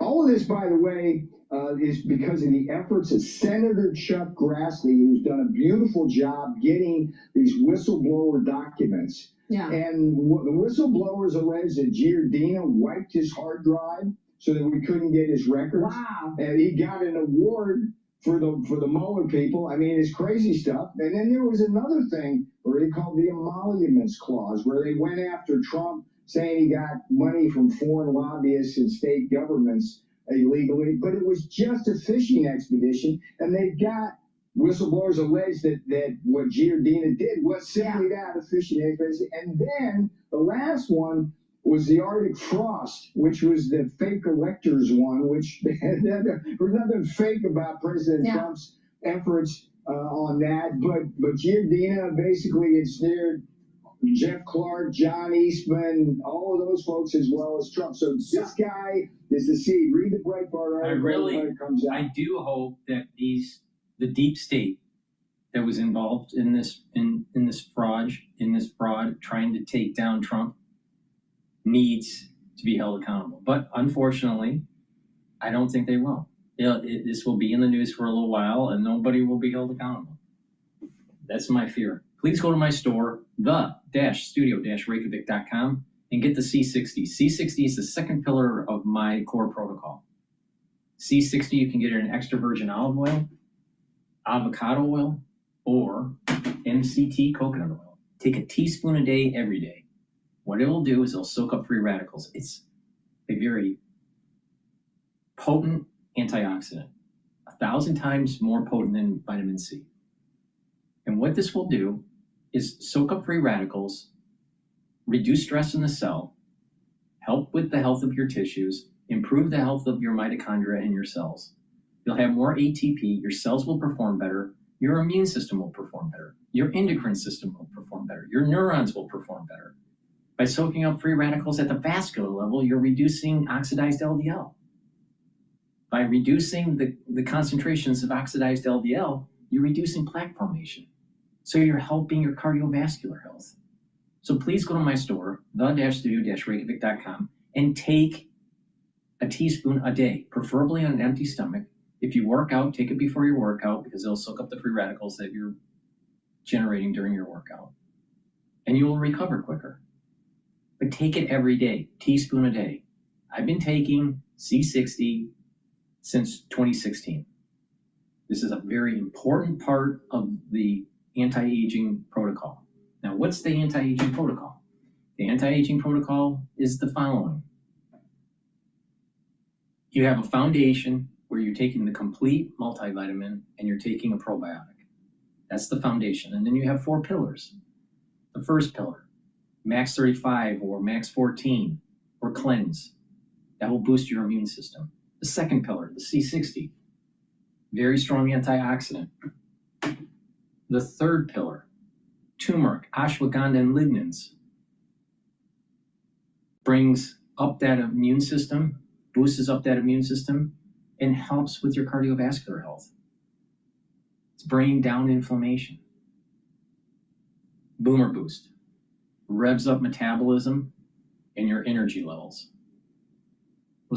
That's a very important anti-aging protocol. Now, you don't have to take the whole thing if you don't want to, but I do. And you can customize it, all right? You can add stuff to it. But if you pay attention to what I have to say and how to stack this stuff, you're gonna improve the health of your body and you're gonna slow down the aging process. So please go to my store, the-studio-reykjavik.com, use discount 5, you get $5 off any order. If you spend $100 or more, you get a free gift. But go to the store, my website, the-studio-reykjavik.com, and get either the 2 ounce, the 4 ounce, or the 8 ounce configuration for C60. And this will do wonders for your body. It's going to soak up all those free radicals. Take a teaspoon a day. So please go to my store, the-studio-reykjavik.com. All right. Looks like the White House is firing back at Luke Skywalker.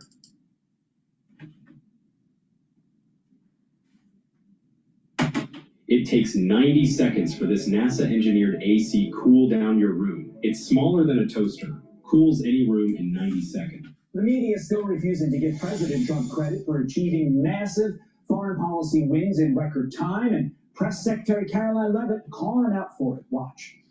One thing that has absolutely not changed is the media's negative and downright false coverage of President Trump and his foreign policy accomplishments. From the beginning of this entire process, much of the left-wing media has been actively rooting against the President of the United States in the pursuit of peace. The so-called experts in the foreign policy establishment, whose record is nothing but endless wars, have the nerve to try and lecture President Trump, who has solved 7 global conflicts in 7 months. Our very own media expert, Fox News contributor and senior writer for the Washington Examiner, Joe Concha, joins us now. Joe, good morning to you. I mean, you remember the moment with Margaret Brennan, who said that Vladimir Zelensky would need European leaders surrounding him to protect him from potential bullying from President Trump. That's just one example of many. So does Caroline Leavitt have a point here? Yeah, you mentioned the Brennan interview with Marco Rubio. Marco Rubio in that same interview said that this is such a stupid media narrative before kicking off all the things wrong with Brennan's premise. And now this is the same thing with Caroline Leavitt. This is why she's an absolute all-star for the Trump White House. You would never know that she is, what, just 28 years old? And she comes across as someone who's been doing this job for decades. And the old military saying is, the more we sweat in training, the less we bleed in war, right? And that pertains to meticulous prep ahead of a fight. And Caroline Leavitt embraces that prep. And that approach is why she comes across as more prepared than any press secretary we have ever seen, especially compared to the last one in Karine Jean-Pierre. And that allows her to go on the offensive like she did yesterday and like she has so many times before. The facts are the facts. President Trump met with Putin on American soil just last Friday. European leaders, Vladimir Zelensky, the Ukrainian president, were so encouraged by that meeting in Alaska that they were in Washington, all of them, on Monday. And now we're heading towards, trilateral talks between Putin, Zelensky, and Trump. Obviously, we've seen other ends to conflicts as well. Most notably, you could say Pakistan and India, 2 nuclear powers. But to give Trump credit would mean legacy media would actually have to do their job. And it's just not their DNA to say too many things positive about President Trump, even when the evidence is overwhelming otherwise. But Joe, is it deeper than that? Isn't Trump exposing the media foreign policy establishment for literally making careers out of being just plain wrong for decades? And they're feeling a little bit embarrassed by it, so they strike out against Donald Trump. Oh, completely. I mean, we see people, Todd, like Bill Kristol being booked a lot, or John Bolton being booked all the time, it seems, on CNN, despite the fact that this guy's been wrong about basically everything. But as long as you say something that is negative towards Trump, where you say that, oh, this foreign policy simply is not going to work. We saw all of the criticism after we bombed Fordo in Iran, destroying that facility, basically destroying all of Iran's ability for nuclear weapons in the near and distant future. And yet all we saw was criticism. It's utterly remarkable. You see the facts there on your screen, and those are the facts. And that's why Donald Trump, mark down the words, save the tape, will win a Nobel Peace Prize before he leaves office. Well, Hillary Clinton said that if he's able to get this war to a close, then she would be nominating him. We don't know what's going to happen. We don't know if this is going to be able to cross the finish line, but this is the closest that these two warring sides have ever been so far. So that really should be the focus as we pray that this war does wrap up so lives are saved. Okay, so there's also this. We're going to be talking about Star Wars actor Mark Hamill. And his hatred for President Trump is, I guess you could say, almost as strong as his force. Nice. He revealed that he almost left the United States after Trump won re-election. He told The Times, the UK publication, in an interview that after Trump was re-elected, he gave his wife a choice, London or Ireland, Hamill then said. She didn't respond right away, but a week later she said, I'm surprised you would allow him to force you out of our own country. So the White House has responded to this, saying, since Mark has decided to stay in the U.S., he will get to enjoy the many wins President Trump is securing for the American people. And really, who can blame him for second guessing a plan to move to the same place as Rosie O'Donnell, who is in Ireland right now and making videos from across the pond about President Trump still. Yeah, that's the thing. Rosie O'Donnell could leave, but we still have to see her probably more than we ever had before. That'll probably be the case with Mark Hamill because that's the way social media works. But what will the acting community do without Mark Hamill? I mean, his career basically has been predicated on being maybe the 7th best actor in the original Star Wars series, behind definitely Harrison Ford, Carrie Fisher, Alec Guinness, Billy D. Williams, James Earl Jones's voice, and the guy who played Chewbacca. So this line is getting so old already, kind of looks like Chewbacca at this point, because outside of Rosie O'Donnell, no one actually leaves Hollywood for another country. But I think that America would be a much better place without all the wine and cheese that we see from Luke Skywalker, and hopefully he can take the Pope of late night, Jimmy Kimmel, with him, guys. No one cares if Mark Hamill moves to a galaxy far, far away. And with that, Joe Concha, enjoy your Wednesday. You know what's Thanks, Joe. Appreciate it. You know what is sad in terms of Hollywood and just entertainers? They don't check their politics at the door, and they just view they should view entertainment and their craft of being an actor or a comedian as something apolitical. All right, this is something that Johnny Carson was saying, that comedians should never become political. But what do we have today? You have Colbert and Jon Stewart and Jimmy Kimmel and all they're all political. They're all political now. So it's creating an echo chamber. If they make you laugh, and they push a certain agenda, especially a liberal agenda, then, they create their own little world. And if you question their little world, then you must be a right-winger or whatever. It's sad that entertainers can't just separate their politic with the craft. And Mark Hamill is a classic example. I think another problem is probably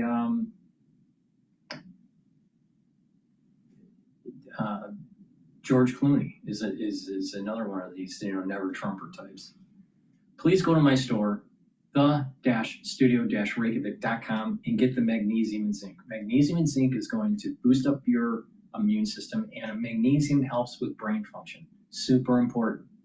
You're going to start noticing within the next 5 years, your social network or family members getting early onset of dementia. So it's really important to start following protocols that will help with neural health. And it's a holistic approach, because you're going to have to start building muscle and doing balancing exercises and stretching exercises and cardio to help with your neurons and creating that microenvironment with better blood flow, stimulating those neurons and providing the nutrients to maintain the myelin sheath, bringing down stress in the neuron and making sure that the neurons are functioning properly and have enough ATP. These are all really important. So please go to my store, the-studio-reykjavik.com, and get the magnesium and zinc. It's going to help with your brain function and your immune system. Vitamin C and magnesium, dual purpose. Help with your skin, help with your brain function, and help with your immune system. Stack it for the best results with the magnesium and zinc. And another great multi-purpose supplement that I have is olive leaf extract. This will help with your immune system and your cardiovascular system. It brings down inflammation, so that's going to help with the vascular system, reduce plaque, and bringing down systemic inflammation is going to help with your immune system. If you're chronically inflamed with high levels of cortisol, guess what? That's immunosuppressive. So you want to bring down pro-inflammatory cytokines if you are chronically inflamed and have chronic inflammation. So please go to my store, the-studio-reykjavik.com, and get the olive leaf extract. It also helps to bring down LDL levels and increase your HDL levels. When you have less LDL, you have less plaque buildup. So please go to my store and get the great dual-purpose supplement, olive leaf extract, and stack them together. You have magnesium and zinc and vitamin C and magnesium to help with your immune system and your brain function. And the olive leaf extract is helping your immune system and your cardiovascular health. So please go to my store, the-studio-reykjavik.com. Use discount 5 and you get $5 off any order.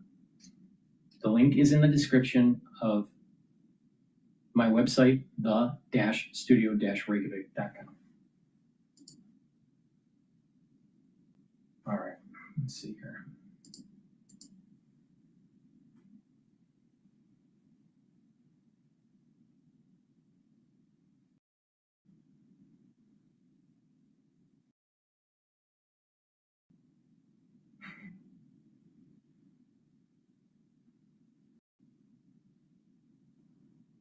All right, let's listen to News Nation here.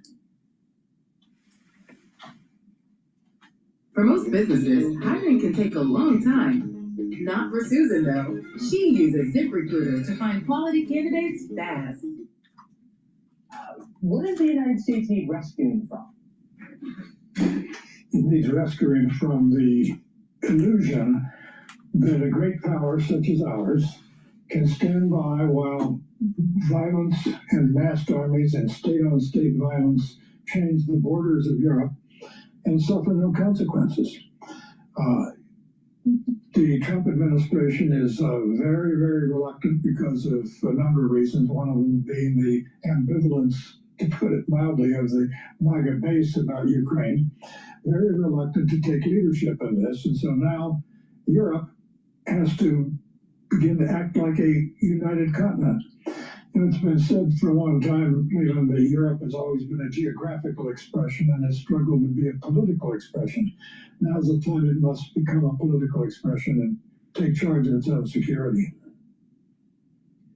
Is it perhaps to be said a good thing that Europe, that so badly wants to be a political expression, that so badly wants to free itself, they say, from the United States because they have a very different view of individual liberty and individual rights than we do, that it's about time they take their own responsibility, or at least the lead, and it's a good thing that Donald Trump is forcing that?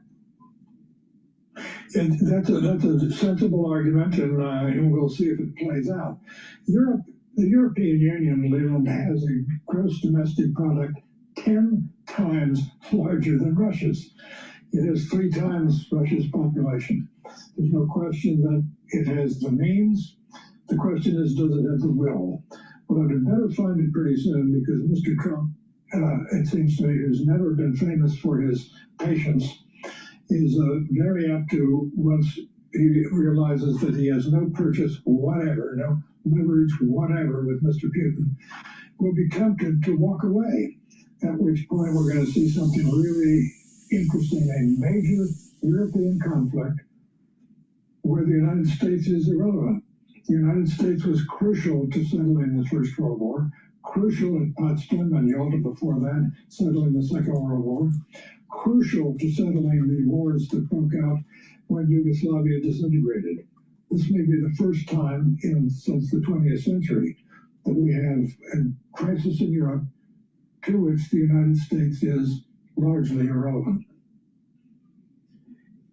I would argue perhaps we are not irrelevant, but choosing to take a step back. There may be a difference. You may argue that it's a difference without a distinction, but I think we look at it a little bit differently in that you think about Putin's invasion of Ukraine in 2014. I was there. It was Democrats in charge with Barack Obama. There was not some big call for America and others to be involved. In fact, Obama sort of met it with a shrug, if you will. And suddenly now, the alarm bells are ringing loud that now America must step in. Even Joe Biden wasn't called to do as much as Donald Trump is being called upon to do.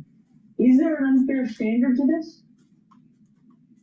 Well, Maybe. You're quite right, Leland, to call attention to the fact that this is not the third year of the war of Russia against Ukraine. It's the 11th year. It began in 2014 with the seizure of Ukraine and the beginning of the Little Green Man and the gray area wars in some provinces of the remainder of Ukraine. But what has not changed, and now seems more urgent, is that Russia's aims are quite clear. It wasn't Crimea, it's not this or that region of Ukraine. It is to extinguish Ukrainian statehood. So it seems to me the urgency that you're now rightly hearing is in fact a recognition, belated, that this is a really stark choice for Europe, something unlike anything since 1945. Since 1945, before 1945, was obviously the rise of Adolf Hitler. There was Chamberlain at Munich, the UK Prime Minister's famous appeasement of Adolf Hitler, and then Churchill, one of your heroes, one of mine, came to power, to leadership, and in your column you quote his message of June 40th, 1940. Take a listen. We shall defend our island, whatever the cost may be. We shall fight on the beaches. We shall fight on the landing grounds. We shall fight in the fields and in the streets. We shall fight in the hills. We shall never surrender. Why should America... I'm gonna need a new headlight, right? Yeah. You got any ideas? CarParts.com always delivers, and they carry quality parts. We trust it. Why should America be stronger about fighting Vladimir Putin than Europe collectively is right now? Why is it upon President Trump, in your mind and so many others, to stand stronger than Europe is willing to stand, as you point out, for its own safety and security? Well, first, let's not prejudge what Europe is going to do. Germany is now has the fourth largest defense budget in the world. And Britain and France, two nuclear powers, have signed a new agreement to extend their nuclear umbrella, if you will, to European security, not just their national securities. So I think it's arguable, Leland, that Europe is stepping up considerably. But beyond this, there is no reason to believe that Ukraine is the last morsel on the plate for Mr. Putin. He is very apt to turn his attentions to Eastern Europe, to Hungary, where there's a regime that is, I think it's fair to say, sympathetic to Putin, Mr. Erdogan's Hungarian government. There are the three Baltic states who are members of NATO, and Article 5 still exists. An attack on one is an attack on the NATO alliance. So we're playing with fire here. And there's not just smoke, there's actual fire. Fair enough. And I think you rightly point out the dangers and the fire that exists.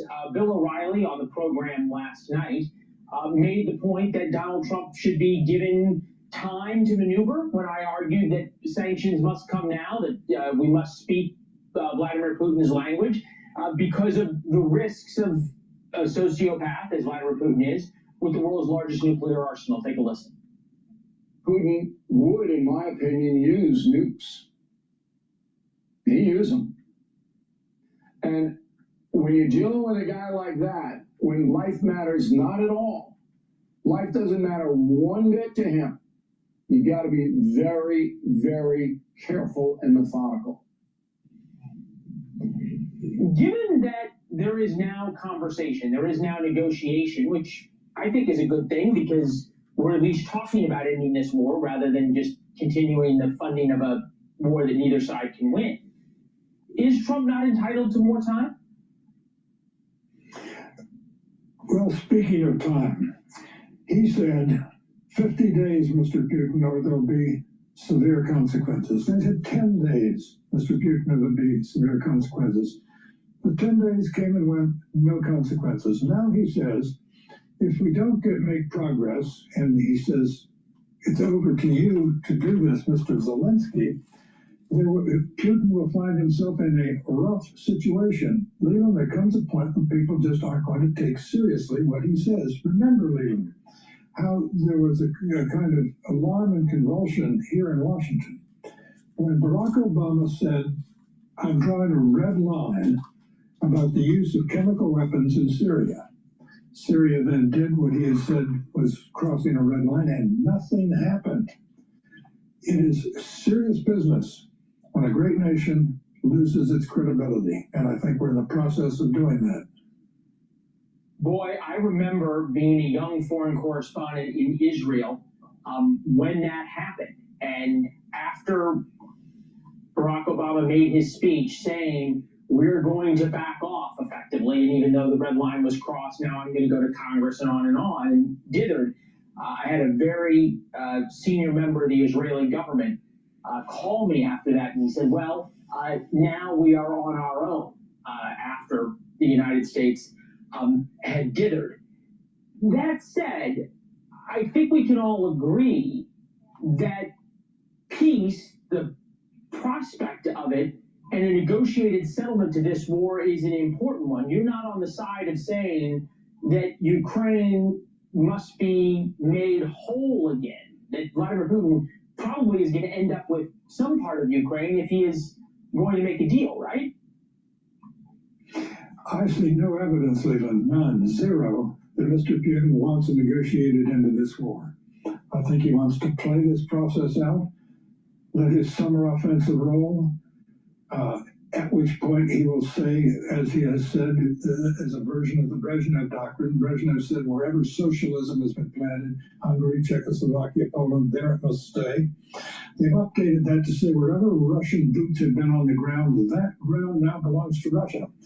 What, Leland, is there to negotiate about when the other party simply wants to get, not to yes, they want to get to Kyiv?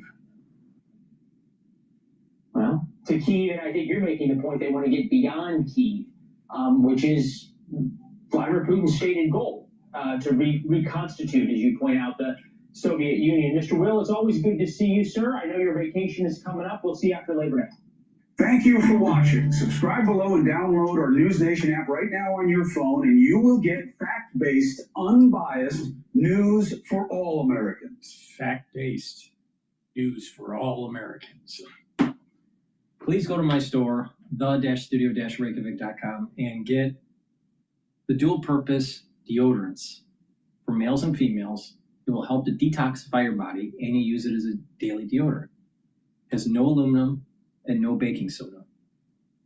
It has peppermint, lavender, and tea tree, or you can get it in citrus.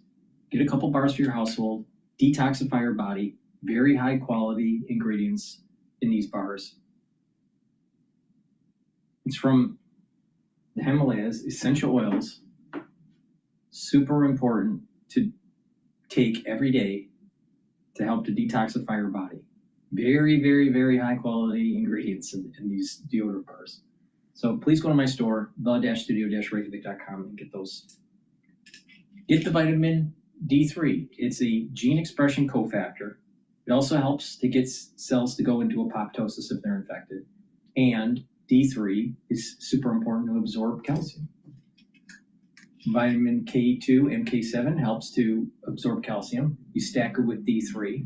And what this will do will help with your cardiovascular health. It'll help to pull some of that calcium depositing out and reduce the calcium depositing.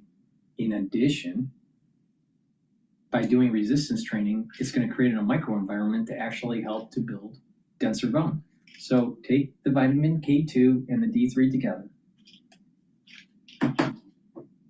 Nattokinase, very important as a supplement to help to control your lipid profile. It'll help to bring down LDL levels, increase your HDL levels. It also is fibrinolytic in a very interesting way to bring down high levels of lipid. Let's say if your total cholesterol is really high, here's a little trick. Take higher doses of nattokinase, take red yeast rice, and take CoQ10 or ubiquinol. And do that for 6 months. And you do that in higher doses. And you do that with exercise, cardio and resistance training, and a balanced diet, you're going to notice that your numbers are going to go down. So I just gave you the formula, so you don't need to go on a statin. So please go to my store, the-studio-reykjavik.com, get healthy, get the nattokinase, it's fibrinolytic and it will help with your lipid profile. Get the D3 and the K2 to help with bone density, but if you stack these together, you're also going to be helping with your cardiovascular health. I have a cardiovascular health box that you can take a look at. It's a longevity cardiovascular health box that will help. Those supplements stacked together will help to bring down the actual blockage percentage over time within about a year and a half. So please go to my store, the-studio-reykjavik.com. Use discount 5 and you get $5 off anywhere. Or don't pay attention and don't be surprised that you're on pharmacopoeia when you're in your geriatric years.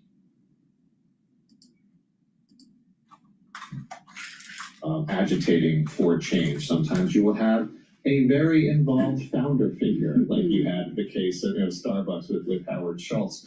But yeah, I mean, look at it across the board. It just really does seem to be that, boards are more willing to pull the trigger now. And so, as you said, though, there was a lull during COVID when it was just like, okay, let's just batten down the hatches and just get through the pandemic. Now they are way more willing to just pull the trigger. So, what's the role of the board in these things? Because at the end of the day, that's kind of their job, right? Yeah, it is their job. They have nominating committees, on the board. It is their job to find the new CEO. They bring in advisors, of course, and they're doing this not just when the CEO is, fired or abruptly terminated. They are doing what they call succession work and advisory work. Exactly. You always got to be planning. Who's on our bench? But when you have an entrenched CEO, guess what? A lot of the good people are going to skedaddle. They're like, no, I want to be CEO. I'm never going to get this guy's job, so I'm out of here. So you end up at a very thin bench, and that would seem to be. I'm going to go to CNBC talking about pressures on Palantir.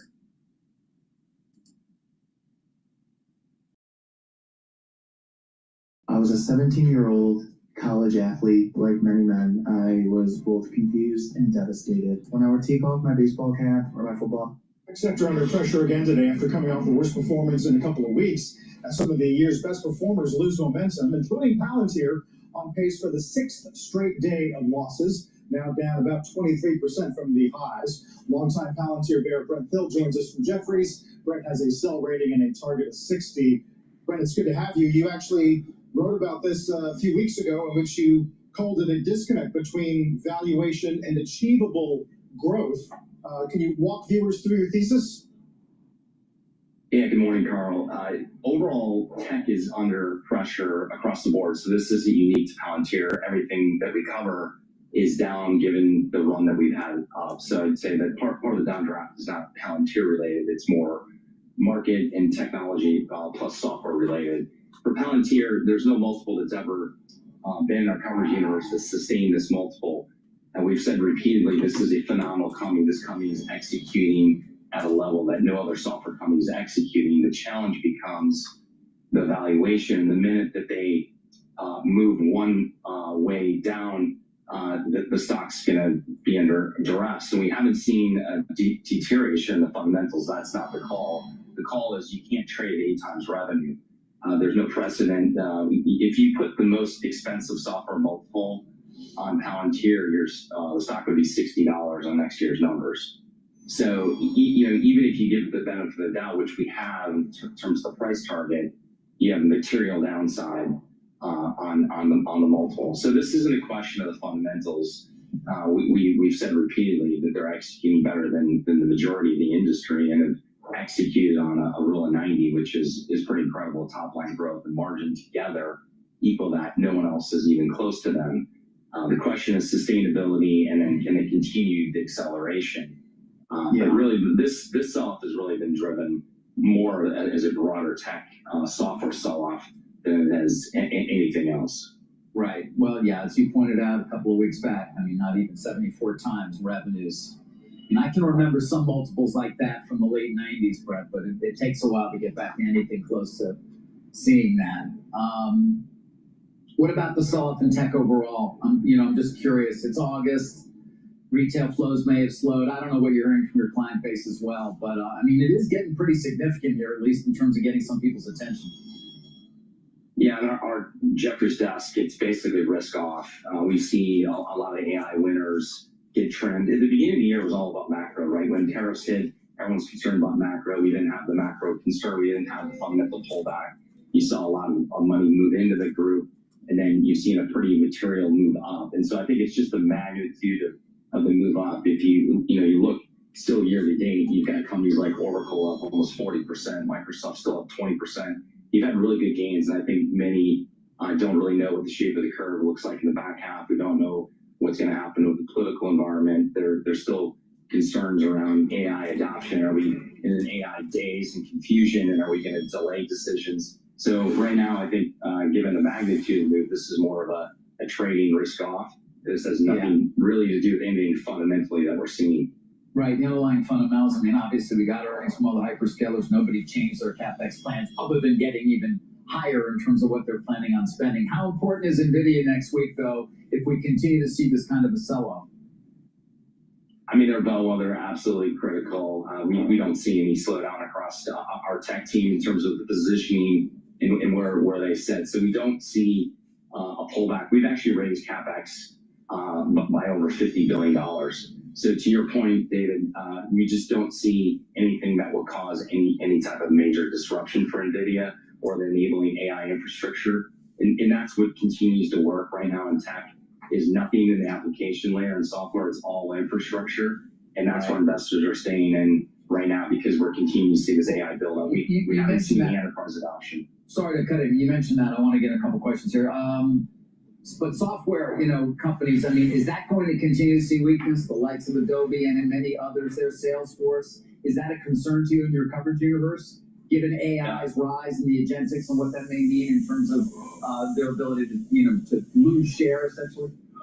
It is. Right now, again, I think we're seeing the application group like Salesforce and Adobe down the most. So a lot of those stocks are already embedded. Your concern and you're mentioning, that's in. We don't think the disappearance of Adobe and Salesforce is overnight. We think they're in a better spot than investors are giving them credit. They're the cheapest names in our coverage. So we think if you want to take the opposite side of this, that group has been hit the hardest and probably won't see as big a downfall as Wall Street's expecting. We just haven't seen AI hit the application layer yet, and that's why, again, all the money's moved out of that sector. It's moved into infrastructure, and again, the energy companies, the data center companies, Microsoft, Oracle, anything is providing enabling infrastructure to let those applications above that infrastructure work.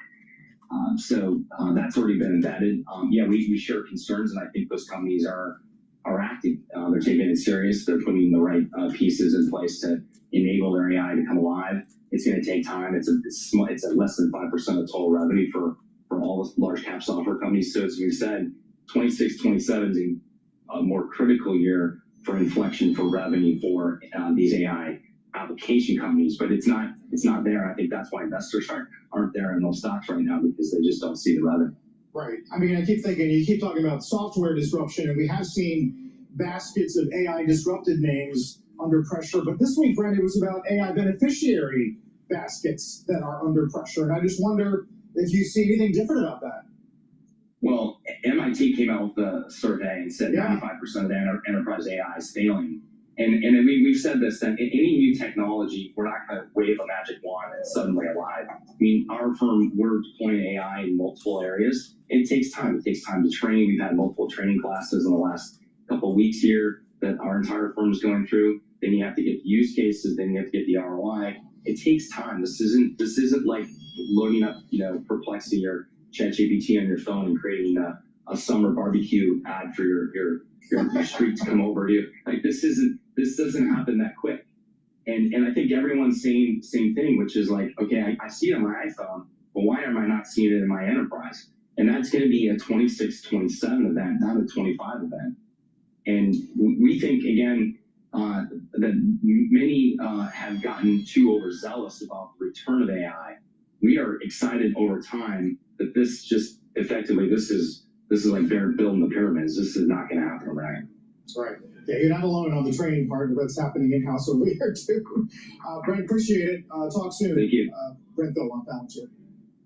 Coming up, competition in the ETF business is heating up. Vanguard getting into the actively managed ETF area. Ron Barron also eyeing ETFs of his own. We're going to talk to the former CEO of Engine Number One.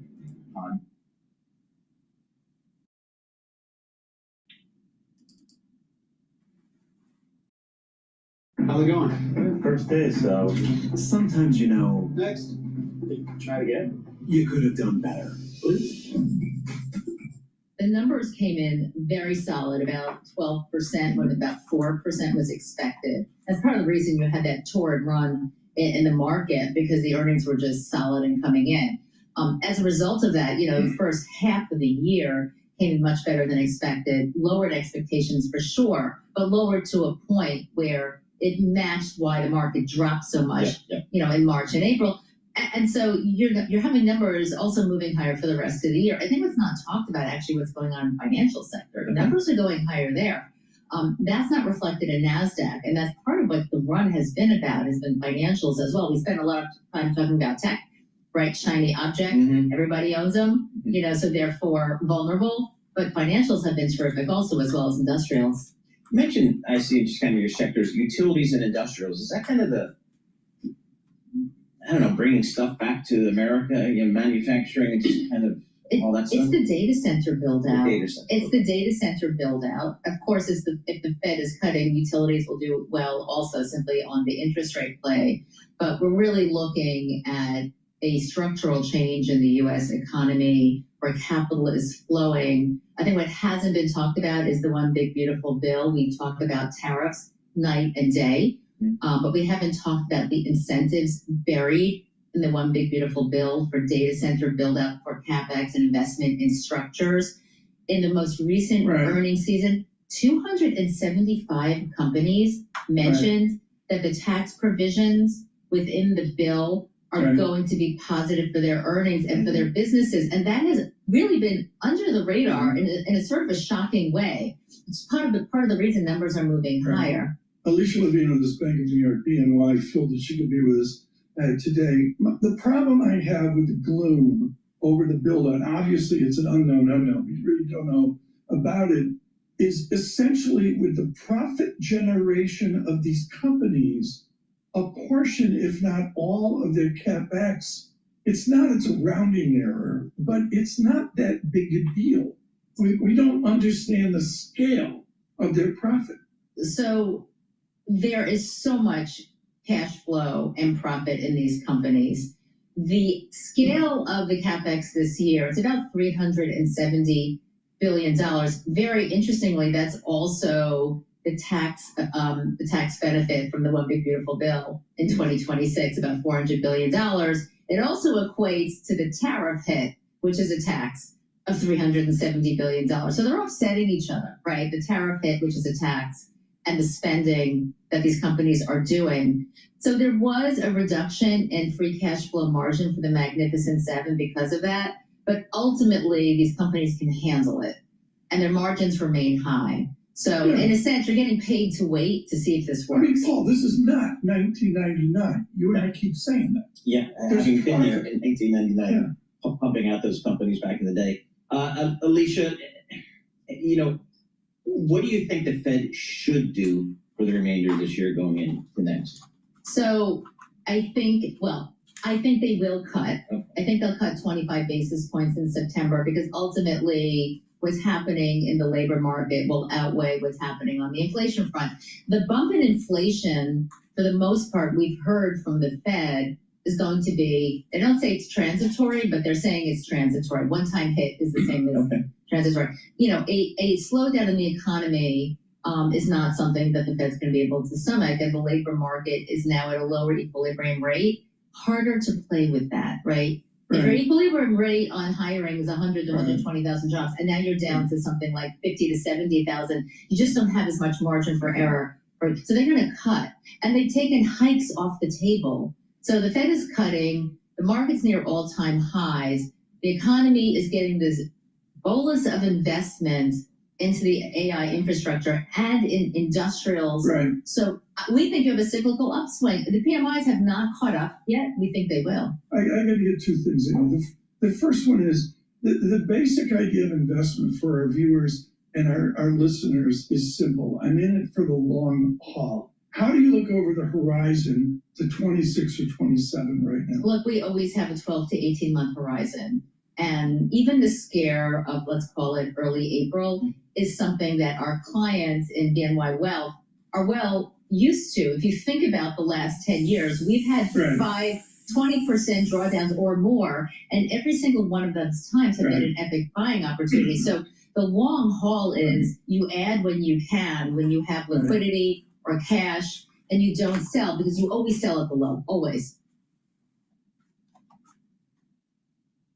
Your company's workflow could be as smooth as this. Before we go to Balance of Power on Bloomberg, please go to my store, the-studio-reykjavik.com, and get the vitamin B complex. Vitamin B complex is really important to take if you're age 40 or older. Vitamin B complex will help with the health of your mitochondria and boost up your ATP. The first 4 B vitamins will help with the electron transport chain within your mitochondria to boost up ATP levels. Vitamin B complex revs up your metabolism, and vitamin B complex has B12, which is super important for neural health. So take vitamin B complex every day. Another great neural stack is taking Clarity Factor. Clarity Factor is going to get rid of that brain fog. It's going to allow you to concentrate and focus. In addition, it's going to help support memory. And over time, by drinking filtered water and taking Clarity Factor and staying away from processed foods, you're going to improve your neuroplasticity. You're going to have positive neuroplasticity, and your dendritic connections will improve. Your thinking will be quicker. Your memory will be faster. So a great way to improve your neural health and to be able to get rid of that brain fog is to take Clarity Factor. Make sure you drink it with filtered water. So a great, powerful neural stack that will also help to improve your ATP levels and rev up your metabolism is to take the vitamin B complex and then stack it with the Clarity Factor. So please go to my store, use discount 5, you get $5 off any order. You spend $100 or more, you get a free gift until supplies last.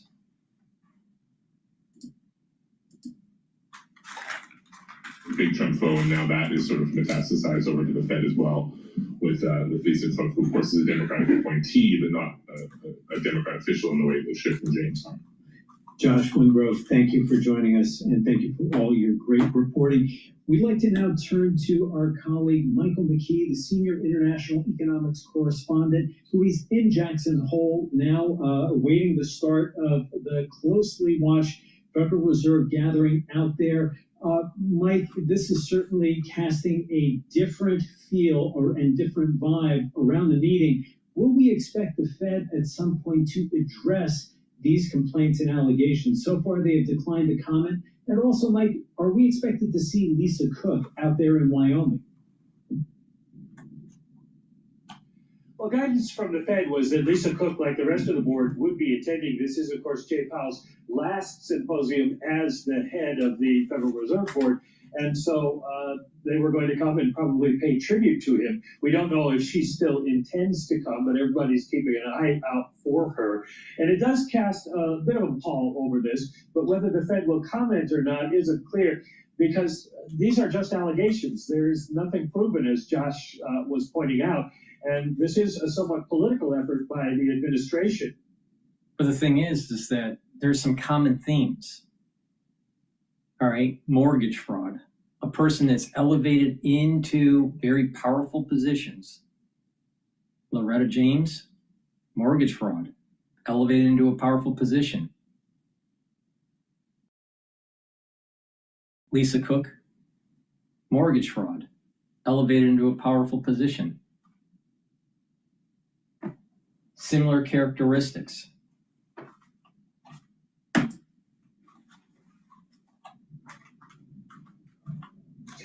Well, the Federal Reserve Act says that governors can only be fired for cause, and the Supreme Court a couple of months ago basically said the way the Fed is set up means that the president can't just fire them even though other members of the administration have been fired and they had for cause clauses. Now, whether he would fire Lisa Cook or not is an interesting question because, as we know, Trump's relationship to the law is a little loose, and it might be a question of a target of opportunity where he could try to fire her, and if he loses in court, so what?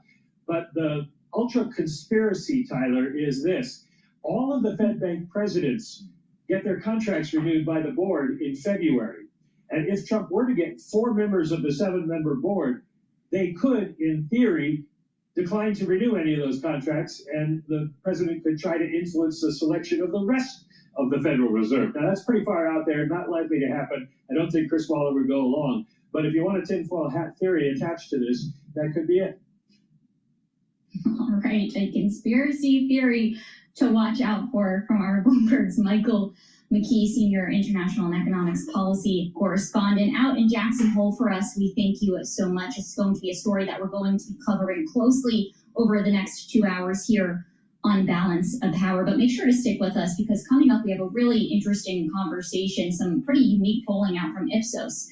New numbers about President Trump's approval ratings and how all of these policies are playing with the American people. I'm Tyler Kendall here alongside Bloomberg's Michael Shepard in Washington, D.C. This is Balance Power. Make sure to keep it here. We'll be right back. This is Bloomberg.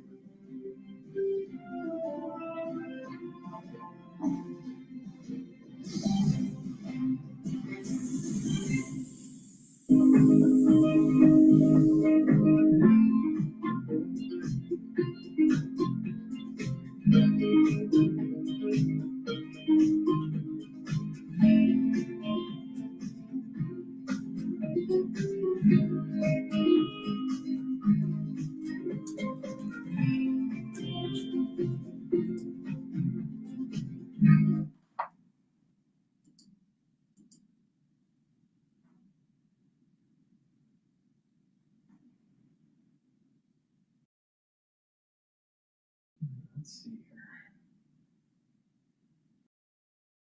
Let's listen to The Hill about J.D. Vance. Ignite the fairways. Fireball. Jiminy Cricket, you don't even have a club in your hand.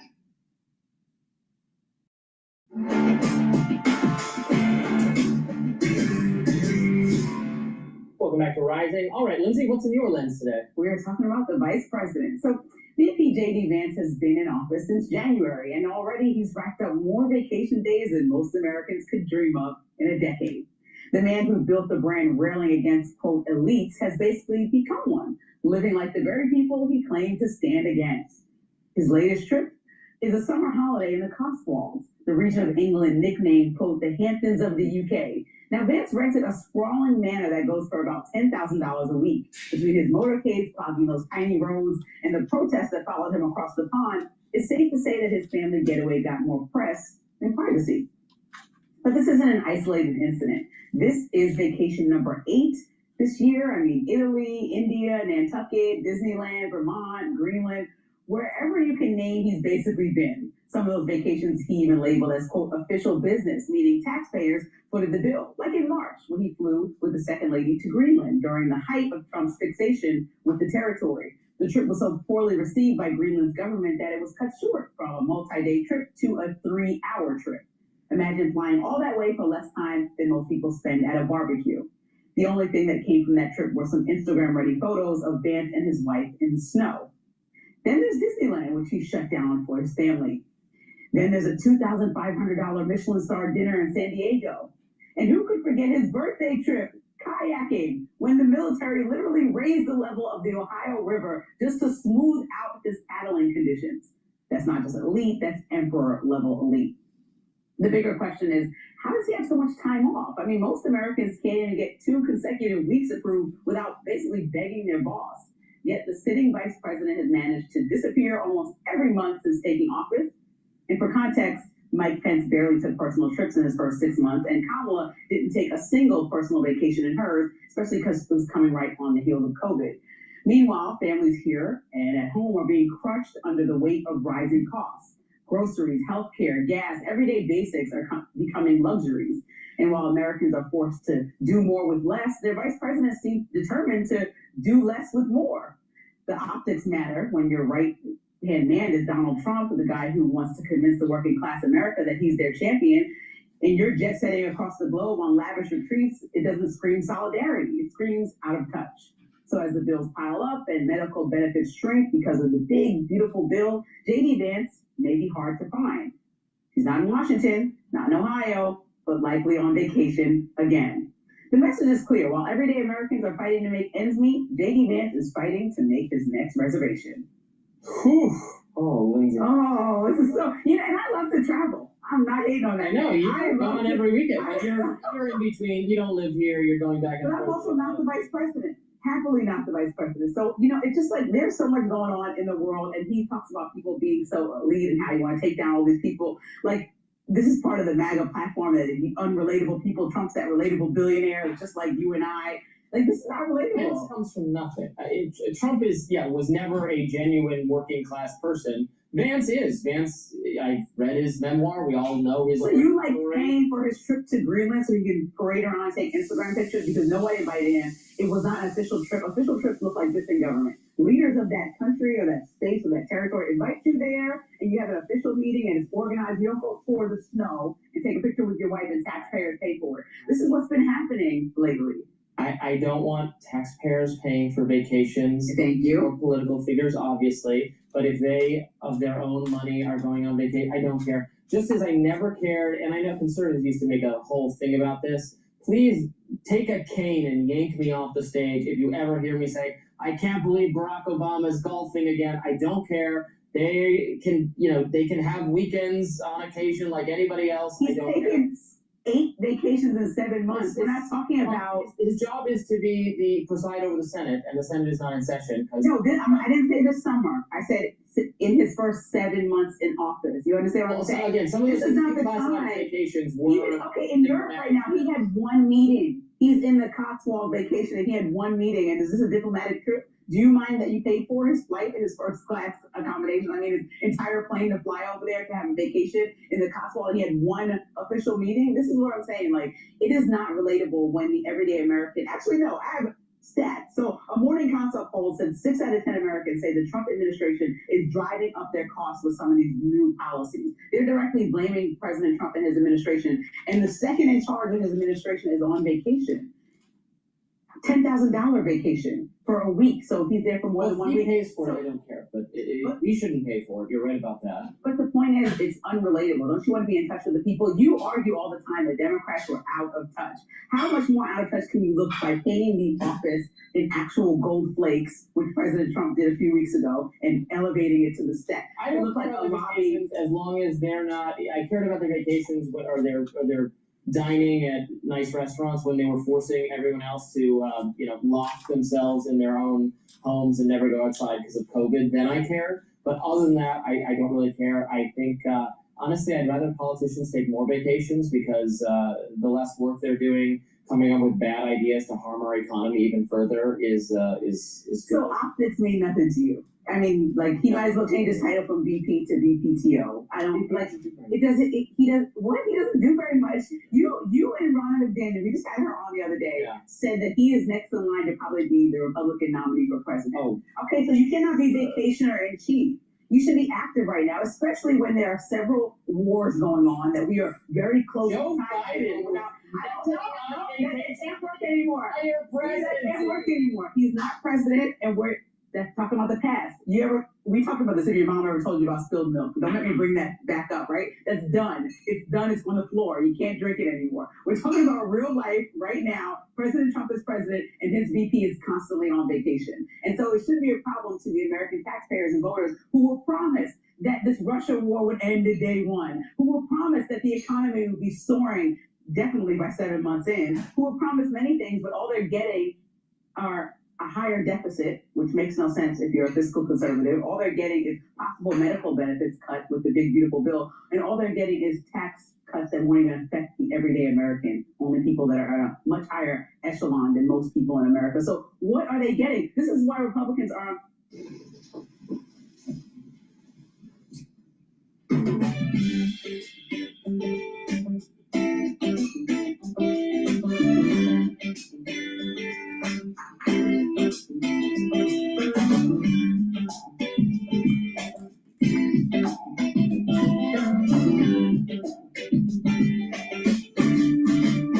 What are they getting? This is why Republicans are uncomfortable and have been advised to not go to their hometowns during the summer break Big beautiful and bills. speak about the big beautiful bill.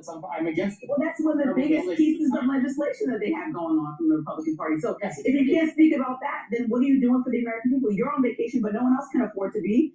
That's kind of ridiculous and out of touch. Come on, Robbie. We don't have to agree on everything, but you're on vacation. American people can't afford vacation. Connect the dots for me. Maybe I'm out of touch. Viewers, if anyone who's not just some rabid anti-Vance partisan actually cares about, I like Vance. I think he's fine. Then I've always had the stance that Vance was someone you can't trust. I just don't. There's something about him I don't trust. Now, there's a YouTuber out there that's becoming a bit famous talking about anti-Vance stuff.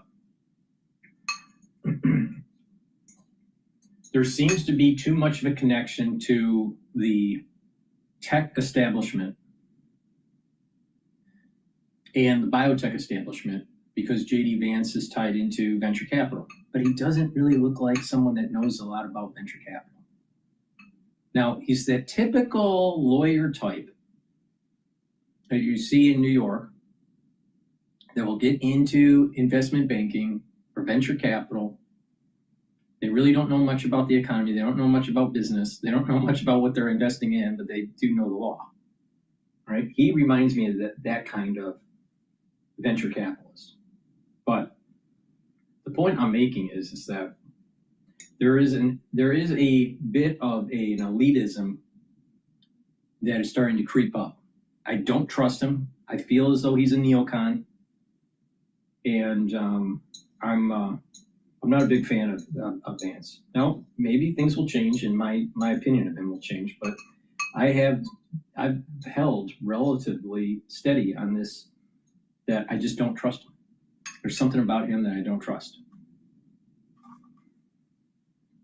Now, in terms of all these vacations, I personally think that these people, because of the grave situation that the United States is in terms of wars around the world, in terms of rebooting the economy, in terms of inflation and the cost of living, these people that are at the administrative level should not be taking vacations. They should be working 7 days a week.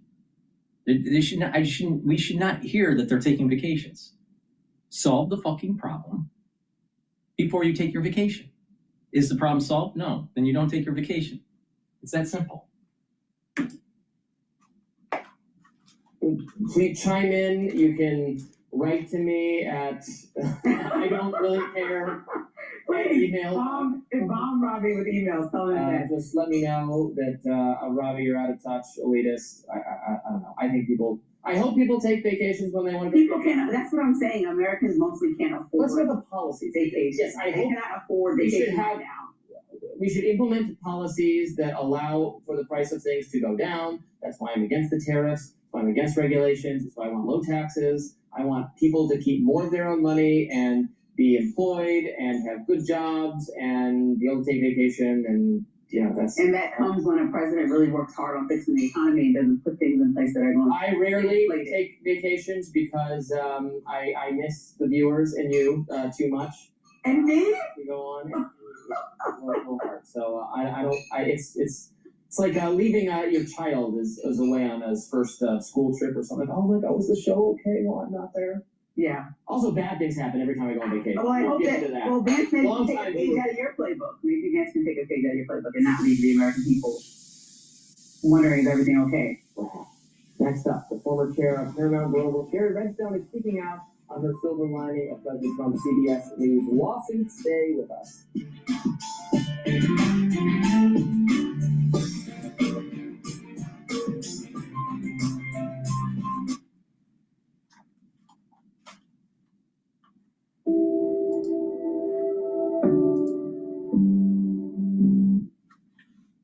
Let's listen into Bloomberg here.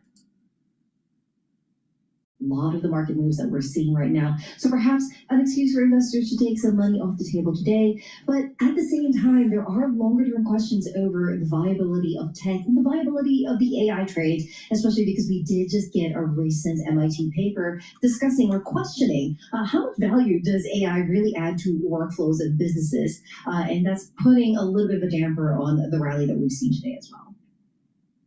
Another big factor that we're following here closely, of course, has to do with President Trump's attacks when it comes to the central bank, calling today for Fed Governor Lisa Cook to resign. How are we seeing that materialize in the market reaction? Well, Tyler, the immediate reaction, of course, is a weaker dollar as well as lower treasury yields. The weaker dollar perhaps explained by expectations that this move once again ramps up the possibility that we're going to get Fed rate cuts down and the horizon. And meanwhile, lower bond yields, again, attest to the fact that whenever there's any sort of questions over Fed credibility or concerns that the Fed is facing undue pressure from the government, the tendency for investors is to flock to safe havens, and treasuries is one of them, and we are definitely seeing that today. And of course, this sets the stage very much for the Jackson Hole Symposium toward this weekend, when there's already a lot of questions over what will come from Fed Chair Jerome Powell. This is going to be his last Jackson Hole. Is he going to push back against pressure for lower rates? And, what we're seeing today in terms of Fed news flow, really just adding to those jitters and pushing that safe haven flow into treasuries at the moment. Christine, I wanted to dial back into the tech angle just a moment here. Tell us about what we have to expect next week with NVIDIA earnings on Wednesday. We've seen their shares really slide over the past several days. What are we to look for, and what is the concern over the next quarter and through the end of the year when it comes to AI and AI boom? Yeah, absolutely, Mike. I mean, look, like NVIDIA earnings, very much the lofty expectations there. As of last rating, analysts were expecting earnings growth of 44% and 53% surge in their revenue to $45 billion. Now, these are very, very high expectations. And the trend that we've seen with NVIDIA so far in their last few earnings reports is that they have beaten those expectations or at least met them. But then I think the concern is that we are increasingly getting into a market where just beating expectations to a reasonable degree is not enough. You have to beat expectations by so much to keep that momentum going. And that is the concern, essentially, is that, how much more momentum does NVIDIA really have in terms of beating those expectations and ultimately in its share price. And, what happens to NVIDIA is essentially what happens to the stock market, because it has such a huge grip on everything else that's happening that any small move in NVIDIA could create giant waves for the rest of the S&P 500. All right. Fantastic analysis from Christine Aquino, our Bloomberg Markets Live managing editor. We thank you so much for being here and for that important update, as we are always watching the markets here on Bloomberg. And make sure to stick with us, because we have some great stories up ahead here, including a report that says Elon Musk, remember him, we used to talk about this all the time, he might be cooling on a new party idea, potentially winning back in J.D. Vance, according to the Wall Street Journal report. We'll dig into all of that with our political panel. That's up next. Be sure to stick it here on Bloomberg. This is Balance Power. I'm Tyler Kendall, alongside Mike Shepard. We'll be right back.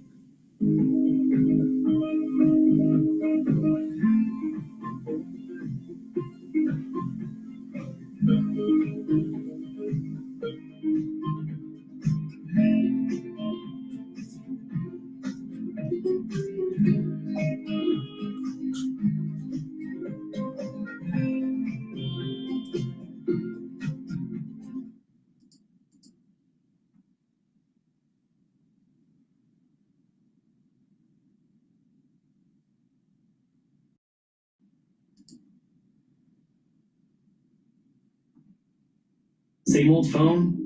Nah. Upgrade to the new Galaxy Z Fold 7. Running hurts. Tai Chi heals. Especially after 50. New York City mayoral candidate, communist Zoran Mandani, reportedly calling up the Big Apple's biggest business leaders, trying to convince them his socialist experiment won't destroy the city. He apparently had a friendly chit-chat with JP Morgan CEO Jamie Dimon, despite the executive calling him a Marxist just last month. True. But this charm offensive on Manhattan's financial elite has serious limitations. Good luck convincing them about the benefits of massive tax hikes, rent freezes, city-run grocery stores. Even New York's Democrat governor, Kathy Hochul, seems to get it, telling business leaders that she favors free enterprise over Mamdani's policies. He could win.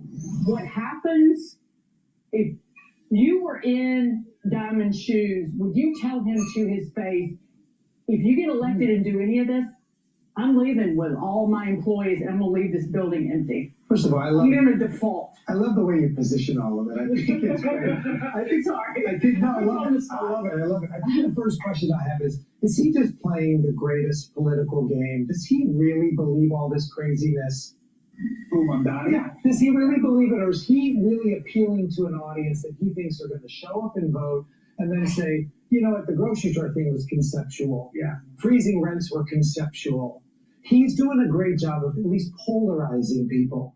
And right now, I don't think there's anybody on this panel that thinks he's going to lose. I hope that you're right. I hope he's just, positioning for a vote, but I'm scared that he's not. And I think a lot of other New Yorkers are. To go back to Jamie Dimon, one thing he is not is a socialist, a Marxist, or a communist. So some of these big business leaders might be taking the call and having conversations because they're afraid of what might happen if he comes here, and they realize they're going to have to pivot and make decisions. But I don't really think that you're going to pull the wool over any of these CEOs' eyes about what's happening here. What I'm particularly interested in, though, is the new entrant into the race, Joseph Hernandez, Cuban-born biotech entrepreneur, raised in a socialist communist society, understands business, understands the perils that come with controlled government in that way. He is a fresh face. The latest Siena poll shows Mamdani with 44%, Cuomo 25%, Slee with 12%, and Adams at 7%. Okay, 12% are undecided right now. This race really doesn't start until after Labor Day. If those three on the right side of the screen drop out and Joseph Hernandez gets some wind behind his back, he's already raised $300,000. You could see something interesting here. What I don't like is the fact that the three candidates we're talking about, that are not Mamdani, they're kind of old to me. They're kind of stale. Slee was run. He's lost. Adams, people aren't in love with him, and he's had some scandal behind him. Cuomo's scandal also, and people actually really dislike him. So I think a fresh face to go up against this guy, let's do a debate. It could be really interesting. You know what? I think that's right. The race starts in earnest later. And I also agree with you that I don't know that Mamdani, when push comes to shove, is going to stick with everything. But here's the problem. His biggest backers, like the ones who really want him in office, I think are ideologically committed to the things he's pitching. Mm-hmm. And they're the guys who are going to run. This city bureaucracy is huge, and they're going to run all of those different spots in the bureaucracy. And just like in DC with the swamp, they're going to create rules and regulations and policies, and you're going to end up getting Mamdani, even if he backs off the grocery stores. Maybe he backs off that. Bet he won't back off the rent freeze. Bet he won't do that, and they'll make that happen. So you'll end up getting even worse than what he would have done, because they're the real zealots here. He knows his audience. He understands who he's talking to, and he has the ability to get up there and try to charm people with these free handout offers of low rent, low grocery prices, all that stuff. And what I think he realizes is this notion that a vast majority of voters do not understand basic economics. They do not understand that our government, whether it's the federal government, the state government, local government, which includes New York City, these governments have no money. All they do is they take money from high earners and then they redistribute it in manners that they think are going to be efficient. Slice of it. Correct. And when you do that enough, and you're robbing Peter to pay Paul, you eventually run out of Peters to rob, and then the Pauls have nothing. So I think that's a potential situation. Dagan, to your point about Jamie Dimon, there's certainly a situation that could play out whereby you have some of these larger corporations, and maybe not even the publicly traded corporations that we're talking about. I'm a YPO member, Young Presidents Organization. I'm talking to these business owners in the New York City chapters on a regular basis every single day. They are doing everything possible to find a way to support any candidate not named Mamdani. You gotta give them a choice. Yeah. And the choices aren't there today, and I think I like the fresh face. yeah, you gotta give them a choice. Yeah. You asked I believe Mamdani is a true believer. Your business is crushing it, but unless they've got the right help desk software, Oh man, it just won't stop. your agents can get. Mamdani is a true believer. And that he is he's overcome with his own arrogance and sense of self, but he thinks that he can make this work, that he can, these ideas, like he can do what Stalin couldn't and Castro couldn't. He's going to implement these ideas and they're going to work. Everything that we know about him says, I believe in Marxism and communism. And it's not about free stuff. It's not about giving. It's actually about taking. It's about taking power and taking control over people and deciding who gets what. And that's what I find so insidious. I don't even think moderately liberal people think it's a good idea. I don't think everybody thinks it's a good idea to hand stuff out to people. And at the end of the day, is he either going to back off the rhetoric or he's going to win on it and then he's going to change? Because nobody in the city council and other folks aren't going to let it all happen. I don't think, it's interesting. I don't know that the electorate thinks he's as extreme as we do when we look at his policies. I talked to some of the young people who support him, and they're like, well, he just wants to kind of do the right thing. He's a soft kind. He's not going to do anything extreme. It's just a little bit of here and a little bit there. We look at it and say people aren't going to build apartments. They look at it and say they're going to knock down my rent a few bucks, and I like that. So if the public doesn't think he's extreme, then he actually achieves what he wants to achieve. I'm just the nice guy. I'm not Cuomo. I'm not Adams. I'm not Sliwa. I'm the nice guy. Vote for the nice guy. If he wins, they won't need to freeze rents. The rents will come down because the demand will go down and the supply will go up. We shall see. Yeah. We'll also get to see how united the global intifada vote is. Right. And someone raised that issue with me, that who's more united?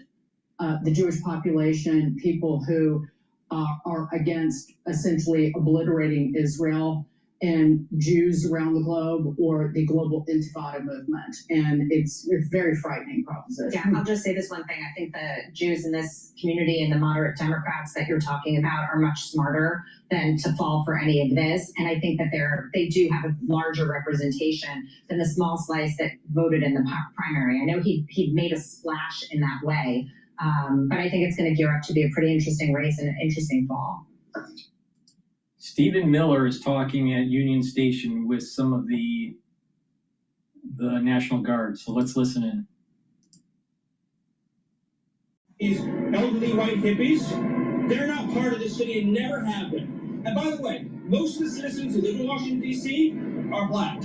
This is not a city that has had any safety for its black citizens for generations. And President Trump is the one who is fixing that with the support of the Metropolitan Police Department, the support of the National Guard, and our federal law enforcement officers. So we're going to ignore these stupid white hippies that all need to go home and take a nap because they're all over 90 years old, and we're going to get back to the business of protecting the American people and the citizens of Washington, D.C. Thank you, Stephen. A few questions. Mr. President, why were two stations here at Union Station and National Mall and Washington, D.C. were combined with statistical compliance? Well, if you've ever been to Union Station, There's that many, there's too much background noise, so I'm going to cut it off here. Let's go to CNN about White House says plan for Putin-Zelensky meeting underway. A path to nowhere. Those words coming from Russia's top diplomats slamming the efforts by Europe's leaders, saying the Kremlin has not heard, quote, any constructive ideas out of them on how to end the war in Ukraine, He said that any talks that do not involve Russia over security guarantees for Ukraine are a dead end.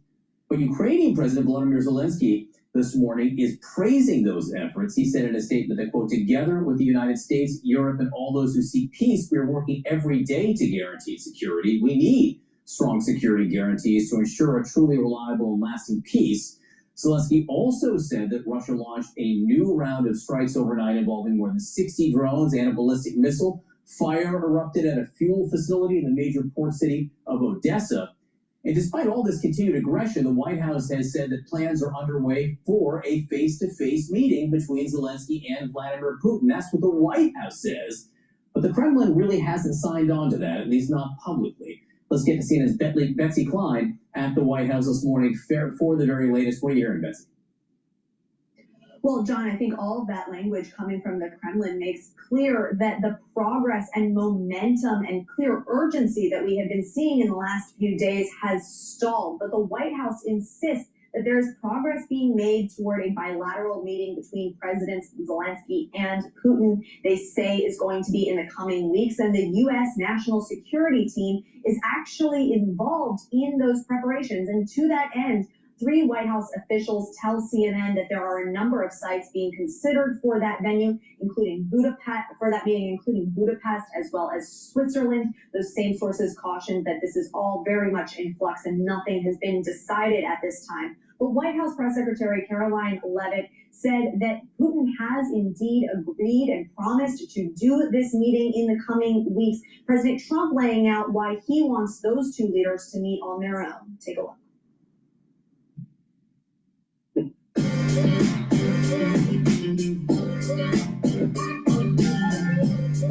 Get on a nice boat with your friends. I had a very successful meeting with President Putin. I had a very successful meeting with President Zelensky, and now I thought it would be better if they met without me, just to see. I want to see what goes on. They had a hard relationship, very bad relationship, and now we'll see how they do. And if necessary, and it probably would be, but if necessary, I'll go and I'll probably be able to get it closed.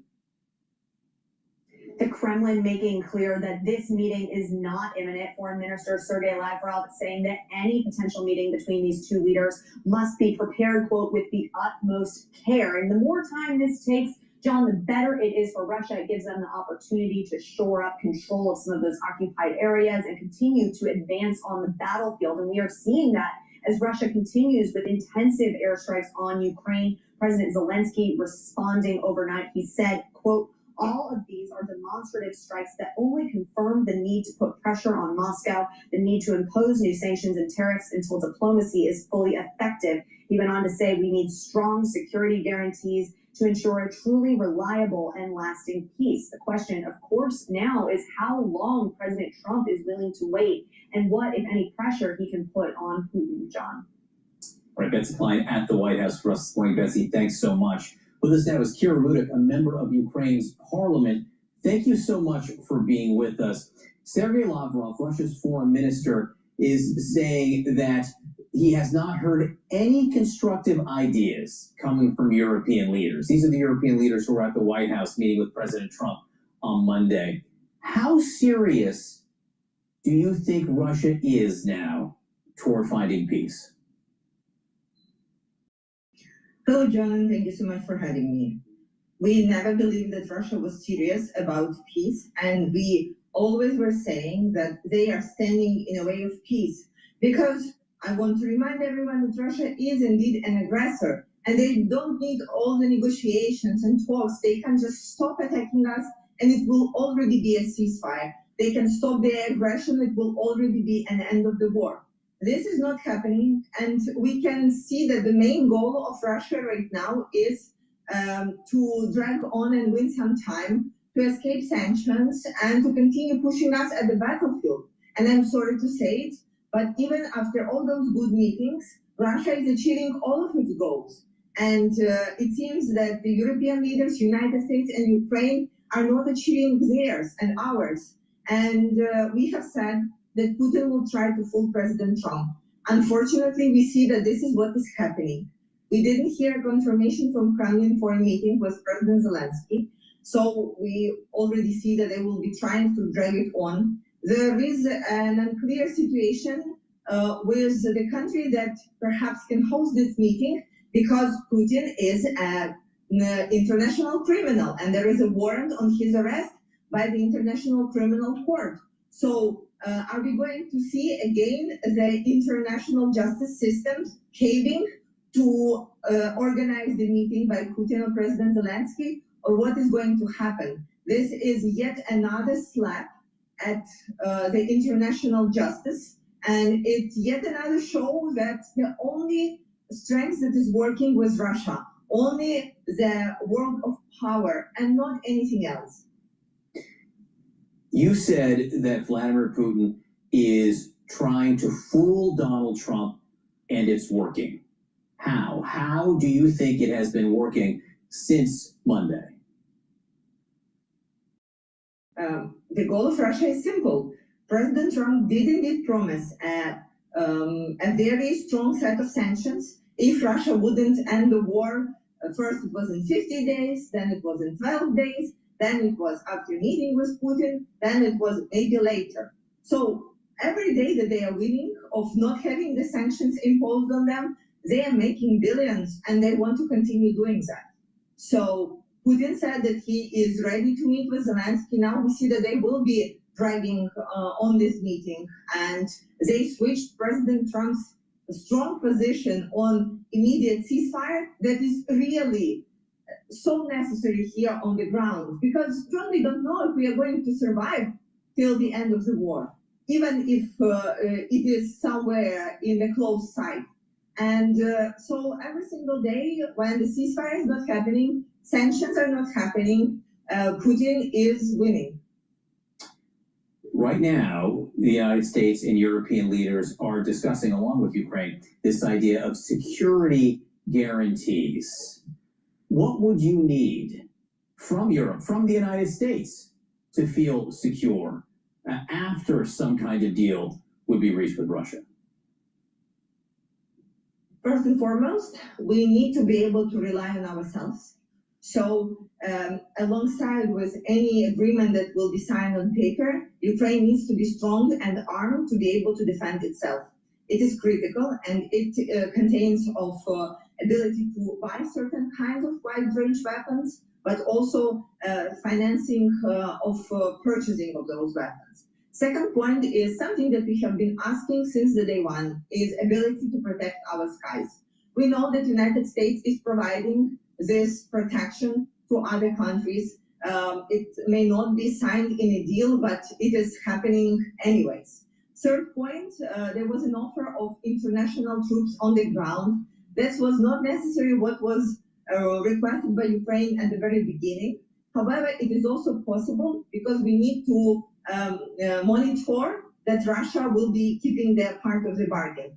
But in any kind of a peace deal, Ukraine wants to rely on itself, because after all time that international law was broken, we need to make sure that the investments are not in some agreements with someone, but the investments in Ukraine as it is. So even if Russia dares to come back and attack us, we will be ready to fight back. Kira Rudik, member of the Ukrainian Parliament, we do appreciate your time this morning. Thank you very much. How do we pay?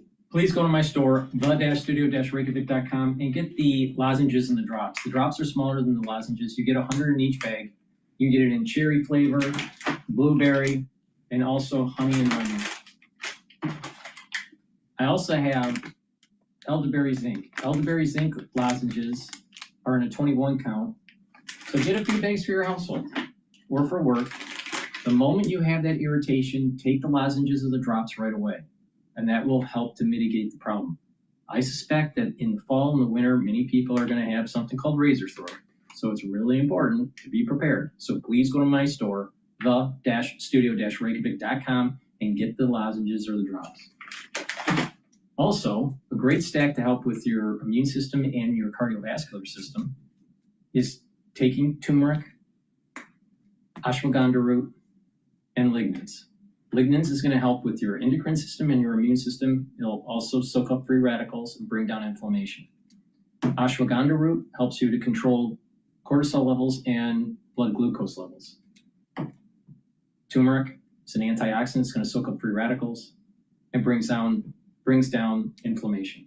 You stack these together, it's a very powerful stack to help with your immune system and your cardiovascular system. Use discount 5 on any order and you get $5 off. If you spend $100 or more, you get a free gift until supplies last.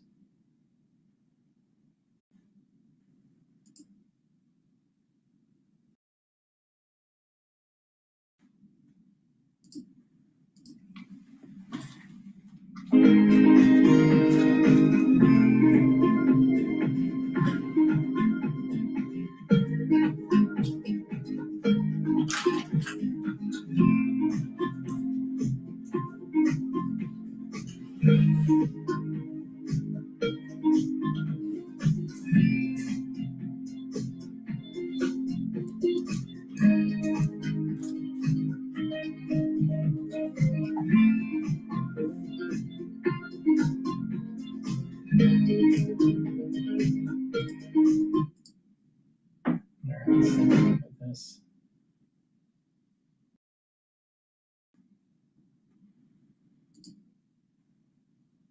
Let's see if there's any other breaking news that's taking place.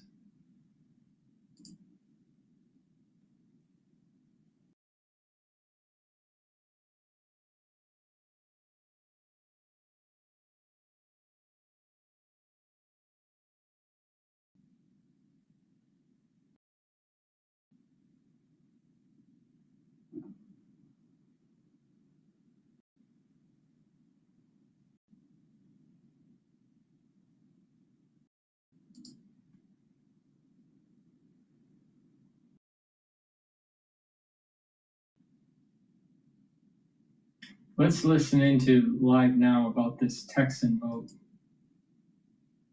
District and every district usually would have a member of Congress, with the very important exception right now in CD18 in Houston, which has been without a member of Congress since our former colleague Sylvester Turner passed away, and Governor Abbott has refused to call a special election to fill that seat. So actually, those voters don't have a voice. The gentleman's time has expired.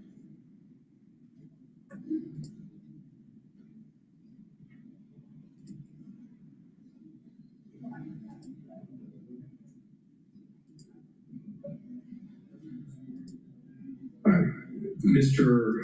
Turner has sends up an amendment. Mr. Hunter moves to table. The question is on the motion to table. If you're in favor of the amendment, vote no on the motion to table. If you're opposed to the amendment, vote yes on the motion to table.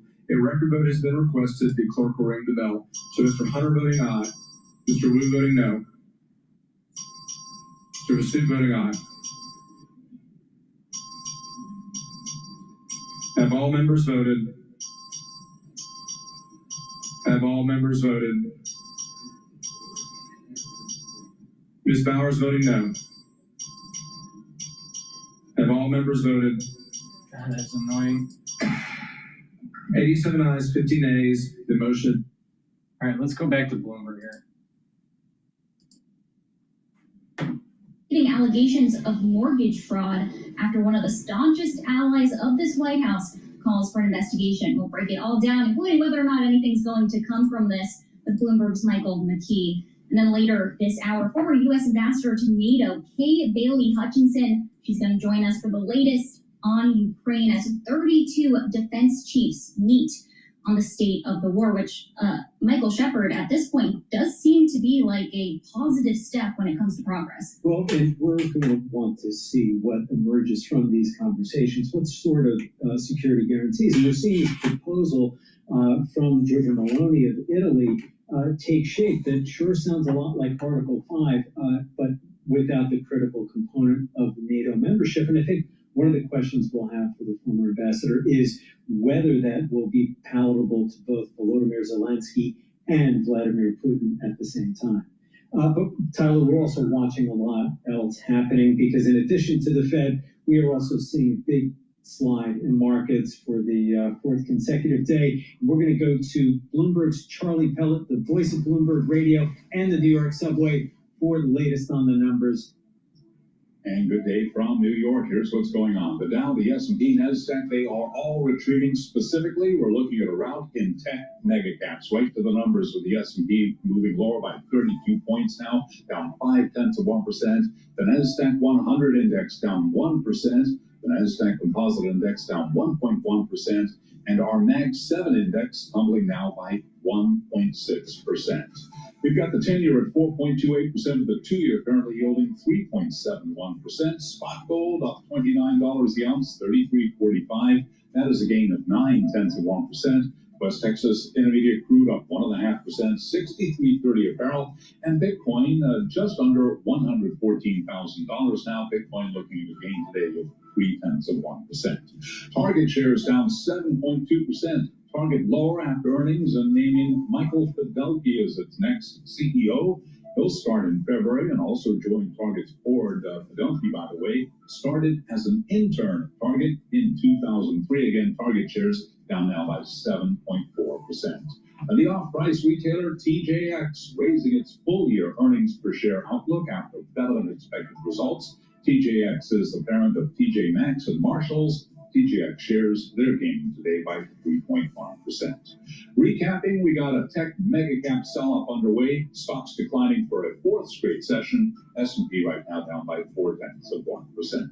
For on-demand news, 24 hours a day, subscribe to Bloomberg News now wherever you get your podcasts. And back we go to Washington as Balance of Power continues. Your hosts, Tyler Kendall and Michael Shep. All right, Charlie Pellet, thanks so much. As always, this is Balance Power from Bloomberg TV and radio, and we're going to start here with one of our top stories of today. President Trump posting on Truth Social earlier calling on Federal Reserve Governor Lisa Cook to resign comes after the director of the Federal Housing Finance Agency, Bill Pulte, urged the Attorney General, Pam Bondi, to investigate Cook over allegations of mortgage fraud. Now, it's important to note that no charges have been filed, and it's unclear whether or not there will actually be an investigation. But Pulte's name might sound familiar because he has emerged as one of the staunchest critics of somebody else that works at the central bank, and that is the Fed chair, Jerome Powell. Joining us now to discuss all of the latest is Bloomberg's Jordan Fabian. He helps lead our White House coverage here. So, Jordan, can you just bring us up to speed? What do we know about these allegations that President Trump has now elevated? What are the actual details here? Apparently, Lisa Cook is alleged to have put in mortgage applications for residences in Michigan and Georgia, stating that both would be her primary residence, and she had to attest that one or the other would be. And so the accusation is that she got maybe favorable terms on mortgage based on the terms in the mortgage that this would be a primary residence. And there was some documentation that the Georgia residence was being leased out. And so Bill Pulte is alleging that she had false pretenses in trying to obtain those mortgages. Lisa Cook hasn't responded. We don't really know the extent of, or what other kind of culpability or sort of other information there might be with regard to those purchases. And of course, it's important to note that we have not yet heard from the Fed or from Lisa Cook herself to give their version of the story.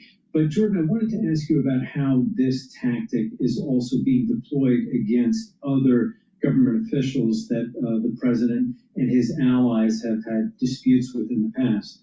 Yeah, of course. This is an administration that is using the levers of federal power as retribution against its political enemies like no other administration since Richard Nixon's. And so you see California Senator Adam Schiff, someone who led impeachment efforts against Donald Trump in the first term, and also New York Attorney General Letitia James, who, of course, prosecuted Donald Trump for business irregularities, get similar inquiries into their mortgages and these allegations. So it's unusual for the Federal Housing Finance Agency director to kind of play a role in digging up dirt on the president's political opponents. Well, let's broaden this out to the administration's criticism and pressure when it comes to the Federal Reserve, because this really is just the latest move that we've seen from President Trump when it comes to pressuring an FOMC member. So how does this play into the bigger picture here, particularly as we're all waiting for Friday when the Fed chair is going to take the stage at Jackson Hole? Yeah, I think critics of this move would say that the administration isn't really concerned with Lisa Cook's mortgage history, that they're more concerned with getting leverage against her to try and force her out of her position. If she did follow through and resign, that would give the president another opening to appoint a Fed governor that is friendlier to his call to lower interest rates. Of course, he's hammered Jerome Powell on this topic all year, and the balance of the board would be a majority Republican if she were to resign and he were to get someone else on the board. Important to note that her term runs through 2038, so this is someone who can sit on the board for a long time should she step down. Jordan, would this increase the odds that Jay Powell stays on the board as a member? Remember, his term as a Federal Reserve governor goes well past his end date as Fed chair. Would this increase the odds that he stays? Yeah, it's definitely an interesting hypothetical. I think the expectation has been that once his term as chair is done, he would leave the board. But if Trump is trying to stack the board with loyalists, Jerome Powell is someone who has been very vocal about supporting the Federal Reserve's independence, and it makes you wonder if he would want to try and stick around and try and maintain. But the thing is that if he's the federal chair, the Federal Reserve chairperson, and he's failed throughout his tenure, why should he be on the board? Obviously, he wasn't a good chair. So he should step down. He should leave. Center stage in recent days leading up to this, and for expert analysis, we're going to bring in now Kay Bailey Hutchinson, former U.S. ambassador to NATO and former U.S. senator from Texas. Ambassador, thanks so much for being here. We'd love to get your expertise, particularly when it comes to the issue of security guarantees, because that seems to be dominating the conversation here. And we had some new Bloomberg News reporting that European leaders are discussing a security guarantee for Ukraine that would commit Ukraine's allies to decide within 24 hours whether to provide military support to the country if it's again attacked by Russia. Walk us through here what is actually realistic that we could see come out of our allies as they talk about the future of Ukraine. Well, thank you for that question, because it is the key. There are going to be disagreements about what the negotiations on land and land swaps are, but there has to be a security guarantee for Ukraine. You know, Ukraine had a security guarantee from Russia and the United States and many others if they gave up their nuclear weapons. And now here we are. Russia promised to protect Ukraine, and yet they are the attacker. So I think the security guarantee is key. And I think a security guarantee that is European boots on the ground working in concert with America, giving other kinds of support, air support, intel support, could be a very important time where clearly there would be a ceasefire, and it would start setting a parameter that would be defended, and Russia would know that they really can't go farther.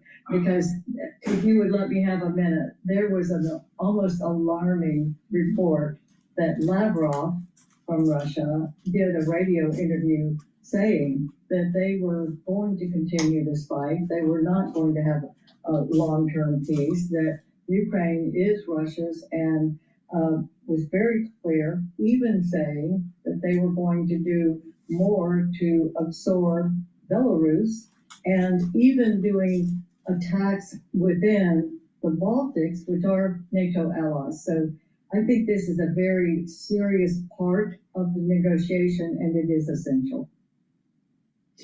Ambassador, the plan that Tyler was referencing earlier, of course, being discussed by European leaders, sounds an awful lot like Article 5. It just seems to stop short of full NATO membership for Ukraine. How do security guarantees that Ukraine would find acceptable also be palatable to Russian President Vladimir Putin, who has looked on NATO as what he calls a trigger for this war? I think it's time for us not to do everything that Putin is demanding. And I think it is time to say, there is a red line here and you can't cross it. And there are a couple of points that are very important for Ukraine, but the main one is this security, that there wouldn't be another incursion.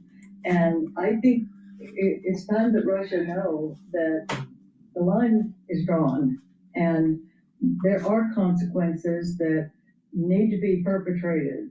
And Putin needs to know that those are serious, that they're not just things that we're going to say and walk away. And the Europeans have to be a part of this. It is important, and I give President Trump credit for bringing the Europeans in because they have to provide the bulk of this kind of security, and it's in their interest to do so.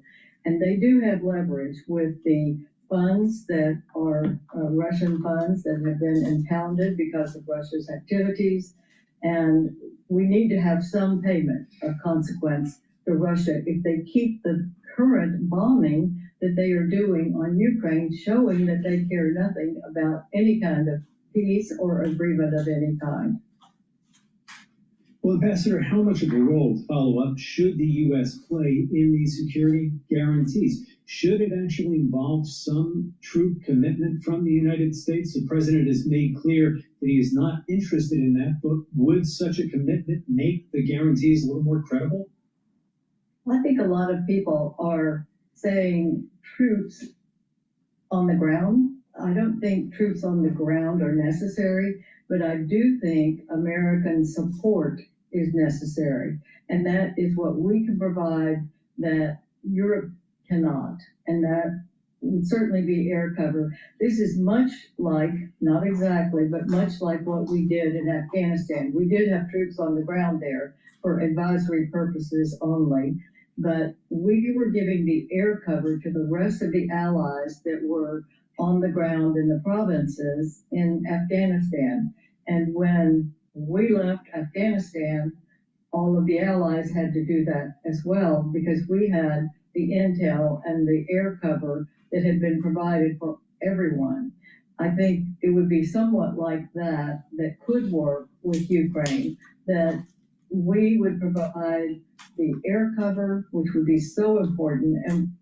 And right now, you see what's happening with Ukraine being just a sitting duck and not able to take out all of the missiles that are being fired by Russia. And I think if we had air cover and intel protection, and Putin would know that, then we would really begin to see a ceasefire.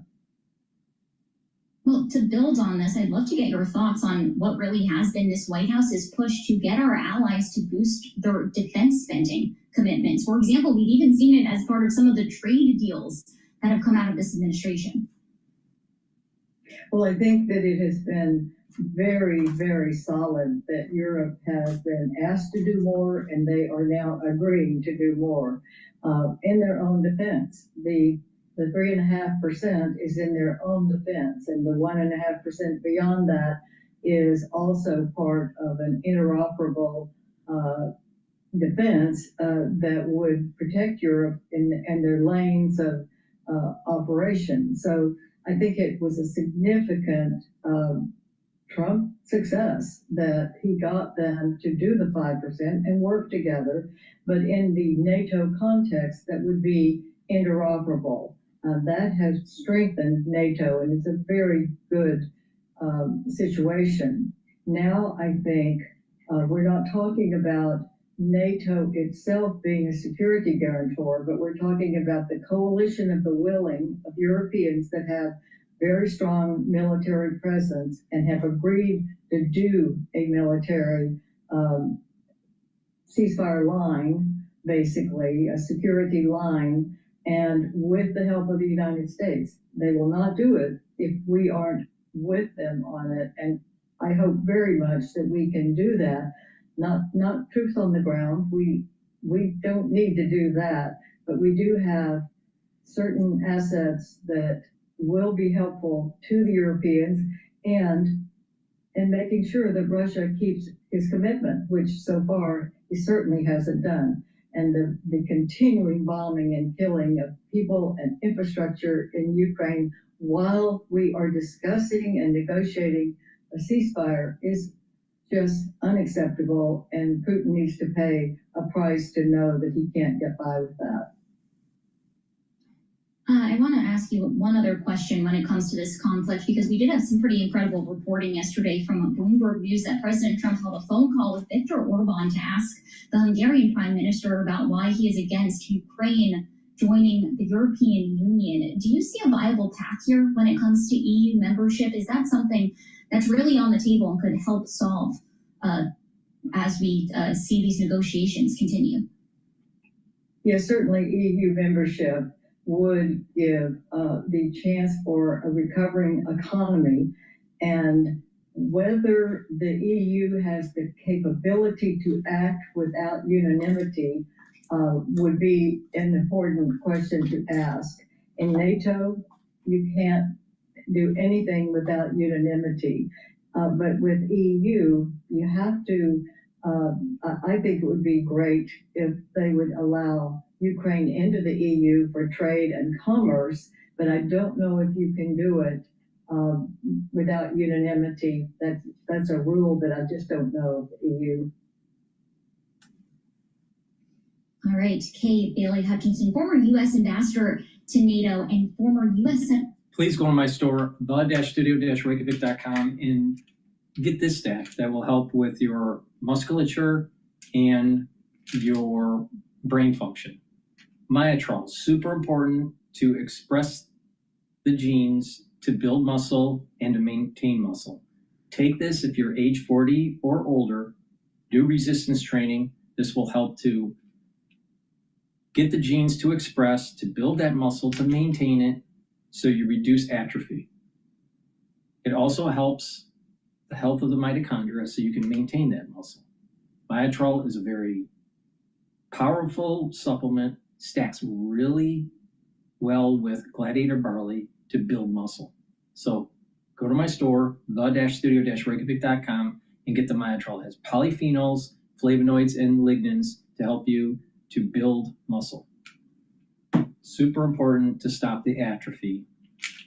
As you get older, it's harder to gain muscle, and you start to lose muscle, and you want to reverse that. So that's part of an anti-aging protocol.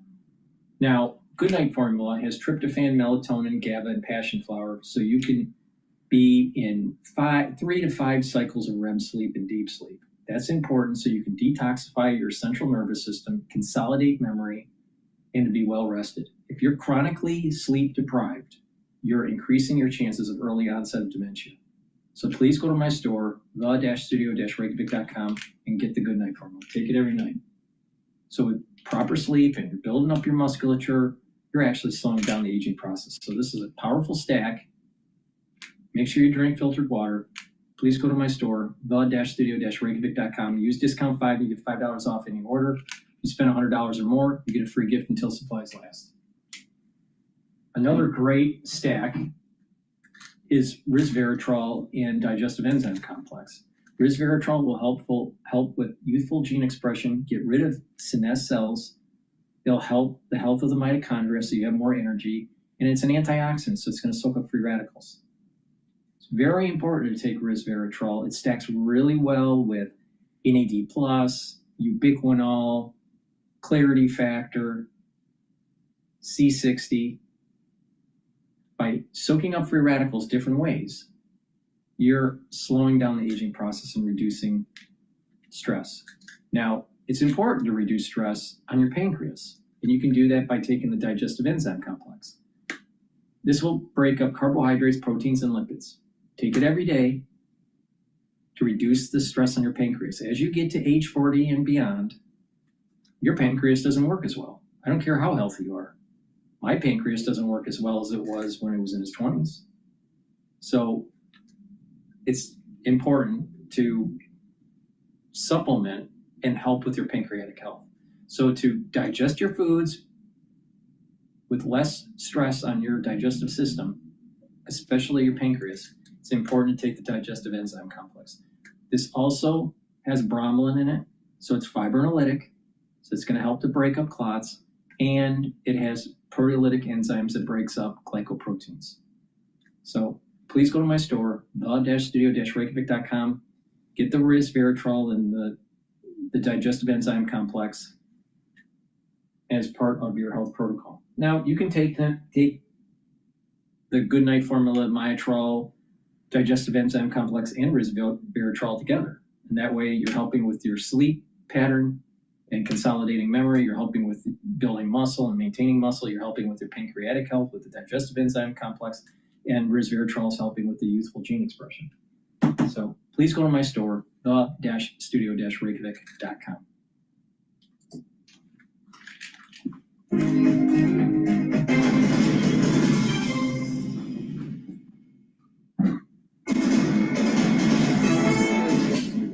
We do check markets all day long here at Bloomberg. We've got the Dow Jones Industrial Average swinging between gains and losses. Was higher briefly, but we are looking at a tech-led sell-off. In fact, a week-long sell-off in tech stocks. It is worsening. S&P 500 has lost about $1 trillion over 4 days. On track for another losing day today. Right to the numbers here for the S&P down 25 at 63.85. That is a drop now of 0.4%. The Dow, as I mentioned, swinging between gains and losses right now. Little change, down just 2 points. The Nasdaq Composite Index down 196, drop there of 0.9%.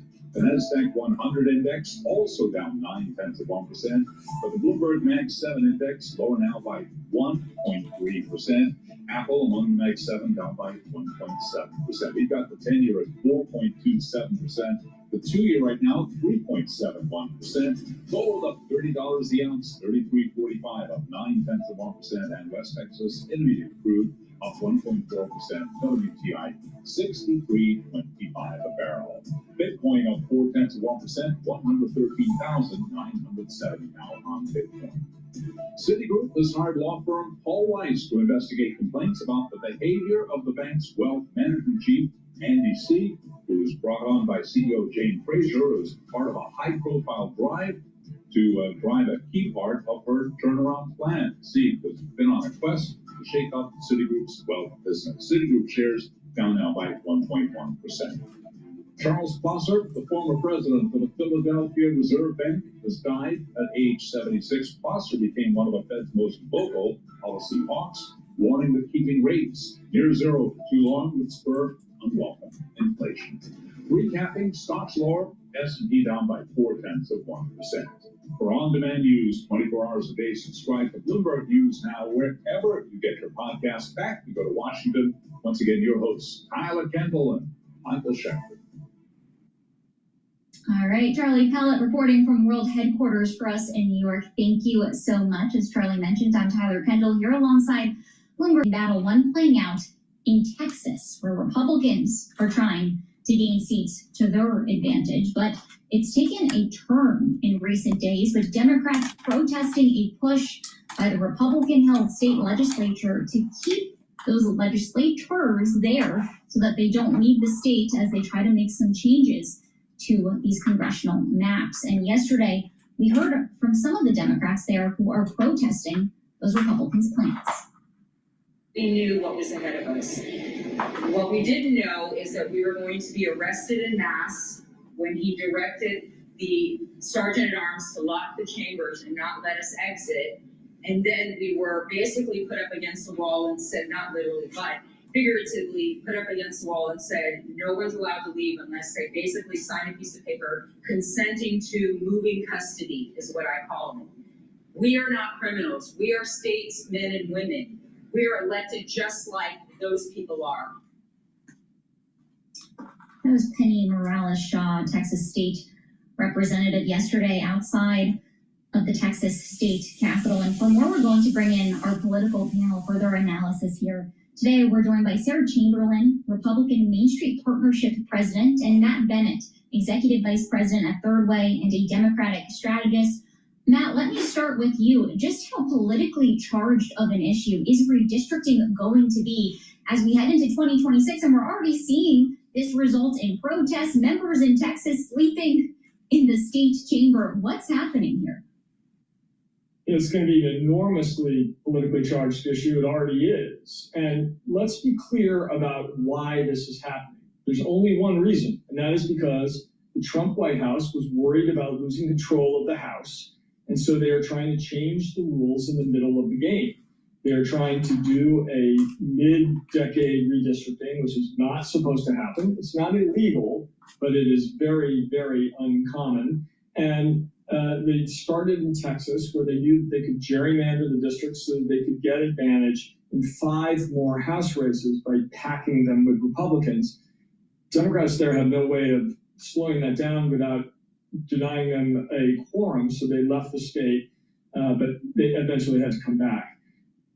California is responding to that with, moves of its own to try to change their maps only temporarily to respond to this action on the part of the Trump administration. And it's not confined, by the way, to Texas. They're trying to do it in Indiana and other places as well, Florida.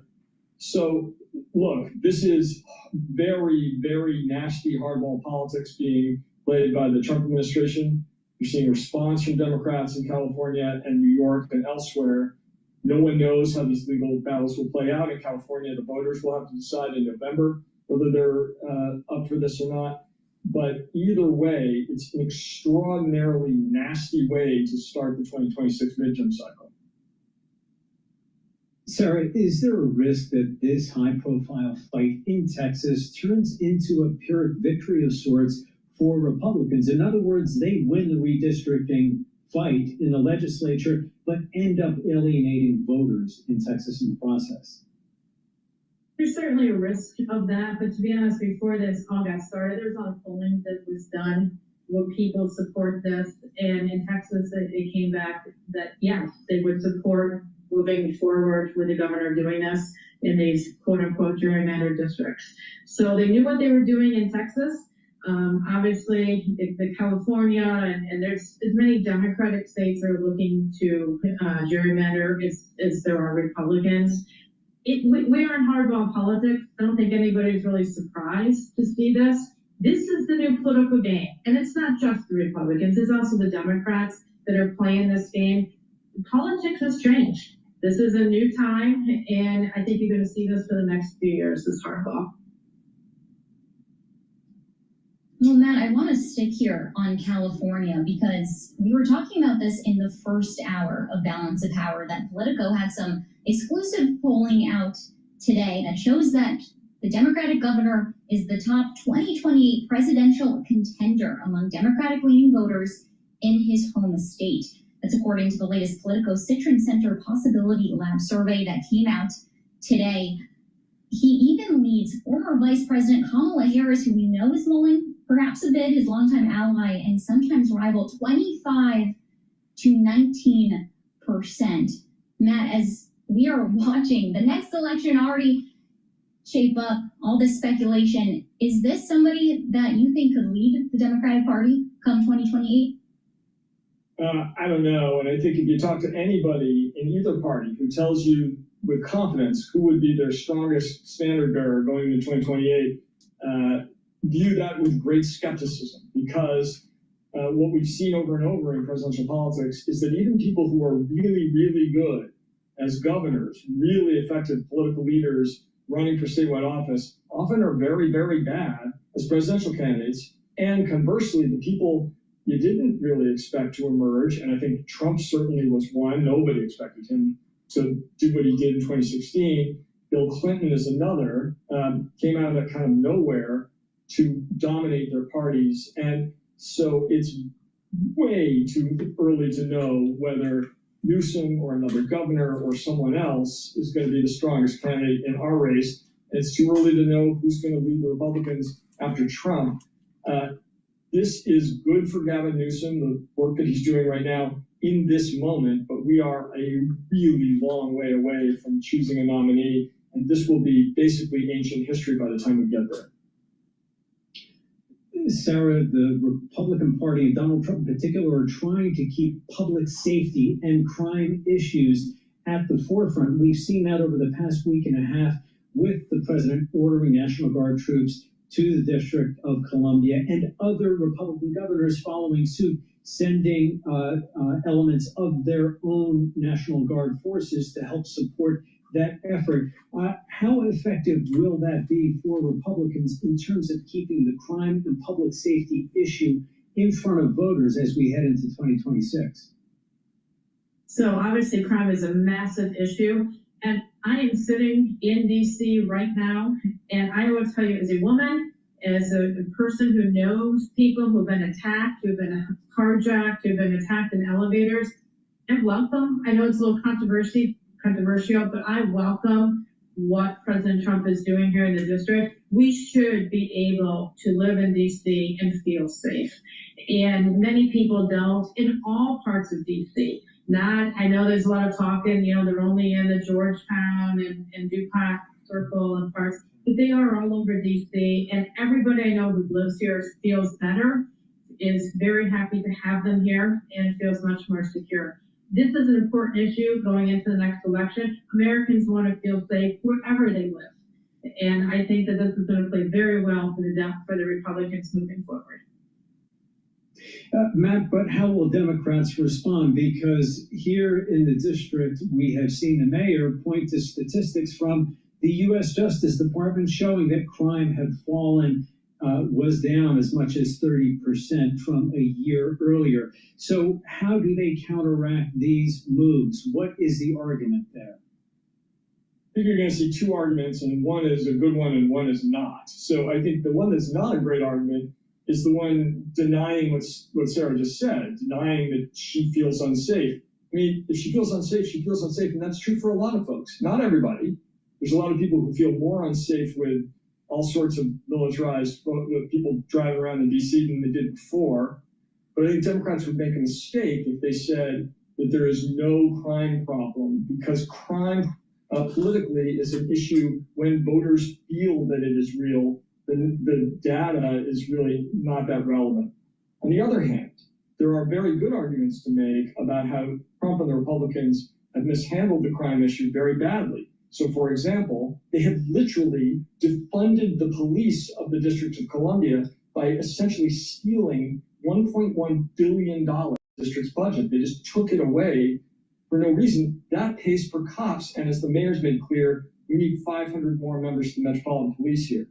The other things that Trump has done, I mean, he pardoned hundreds of people who viciously attacked and beat law enforcement officers, tried to burst into the Capitol and either murder or harm members of Congress and overturn an election. He pardoned those people, and now he is coddling a woman very credibly accused of horrible sex crimes. So he's the guy, I think, that has the real crime issue, and if Democrats can focus on attacking there instead of denying what people feel, we'll be in better shape.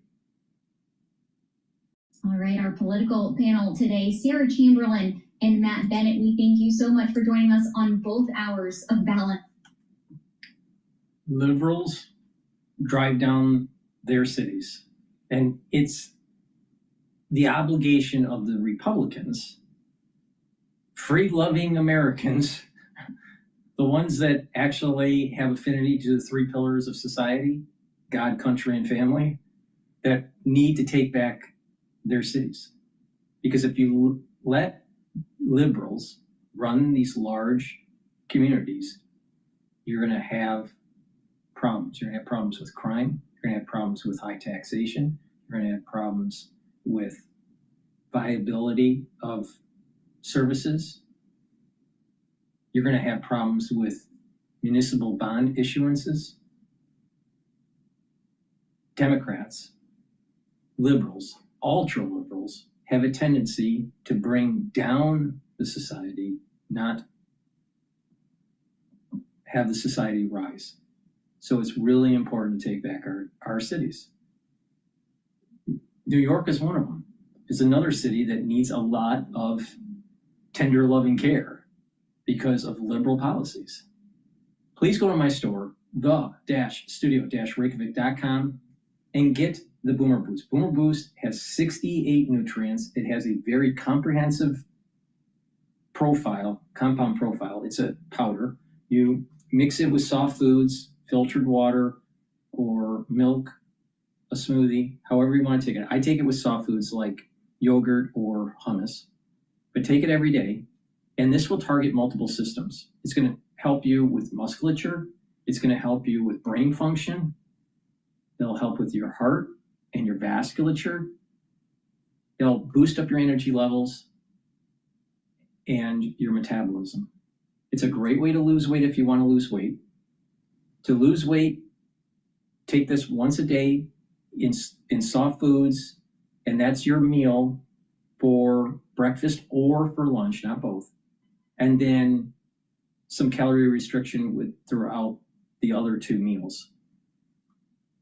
Now, this will allow you to lose weight safely. You want to lose about 2 pounds a week safely. And you'll have lots of energy.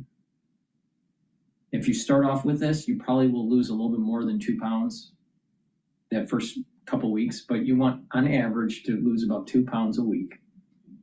And it's about a lifestyle change if you're looking to lose weight, because it takes 5 years for the adipose tissue to actually die off. It takes not that much time to burn off the triglycerides that are stored in the fat cell, in the adipose cell. But it takes approximately 5 years for that adipose cell to die off, to go into apoptosis. So that's the reason why people that lose weight gain weight really quick. So you want to lose weight safely, and it's about changing your lifestyle. Proper diet, proper exercise, proper supplementation. Now, ones that don't want to lose weight, and they're already at the BMI that they want to be at, taking Boomer Boost is fine too. You just don't do the calorie restriction. But this will rev up your metabolism. You'll have lots of more energy, and you're going to have more vitality. In terms of brain function, you're going to be able to think clearly. You're going to think faster. You're going to improve your memory. And with taking Boomer Boost, you're going to improve the health of the neurons. You're going to be reducing that inflammation. You're going to create a microenvironment to allow for positive neuroplasticity. That's very important. So you're slowing down the aging process, especially at the cerebral level. Now, for your cardiovascular health, by bringing down inflammation and helping you to control your A1C levels and helping you to control your lipid profile, you're improving your cardiovascular health. So please go to my store, the-studio-reykjavik.com, and get the Boomer Boost. And again, it helps with musculature. Do resistance training that has the ingredients to build the muscle. Now, another great supplement that you can take separately, or you can stack it with the Boomer Boost, and I recommend to stack it, is to take the Gladiator Barley. Now, Gladiator Barley will allow you to build muscle because it's a high-density protein. It's a powder. It's a month's supply. Take 1 scoop a day. You do the resistance training, and so you're going to be getting more muscle. Now, you're not going to look like a bodybuilder. That's not the point. But you want to maintain a good physique and musculature. Now, this will bring down inflammation, and that's important for your vascular system. By bringing down inflammation at the vascular level, you're reducing plaque formation. By bringing down inflammation systemically, you're helping your immune system and your endocrine system. When you bring down inflammation at the cerebral level, you're helping your neuron health. Now, this will also soak up free radicals through superoxide dismutase. And when you do that, you're slowing down the aging process and reducing stress. And this will also help to detoxify your body. So if you're taking this daily, you're detoxifying your body daily. So it stacks really well with Boomer Boost. And it helps with controlling your A1C levels. So do the resistance training, stack it with the Myotrol, especially if you're 40 years of age or older. And that's a great stack to be able to get healthy. So please go to my store, the-studio-reykjavik.com, and take my advice with all these different stacks that I've mentioned during the show to get healthy. Use discount 5 and you get $5 off any order. If you spend $100 or more, you get a free gift until supplies last. And if you follow the protocol, if you follow my advice, If you approach this with proper supplementation, proper diet, proper exercise, making sure you detoxify your body, proper mindfulness or spirituality, getting enough sleep, those are all modalities that are going to help to slow down the aging process. So please go to my store, the-studio-reykjavik.com. The link is in the description of this video and all my videos, and get healthy in 2025. It is in your power. And by getting healthy in 2025, you're reducing the chances of having problems in your geriatric years. In addition, you're going to just have more vitality now. There are many people that don't take this advice, and later in life, they are going to be on pharmacopoeia. And when they're on pharmacopoeia, guess what? It's going to be costly for you, and there's side effects. So it's really important to try to slow down the aging process in a holistic, more natural way. So please go to my store, the-studio-reykjavik.com, and get the very high quality supplements that I take to slow down the aging process and improve my longevity. Thank you for listening, and have a nice day.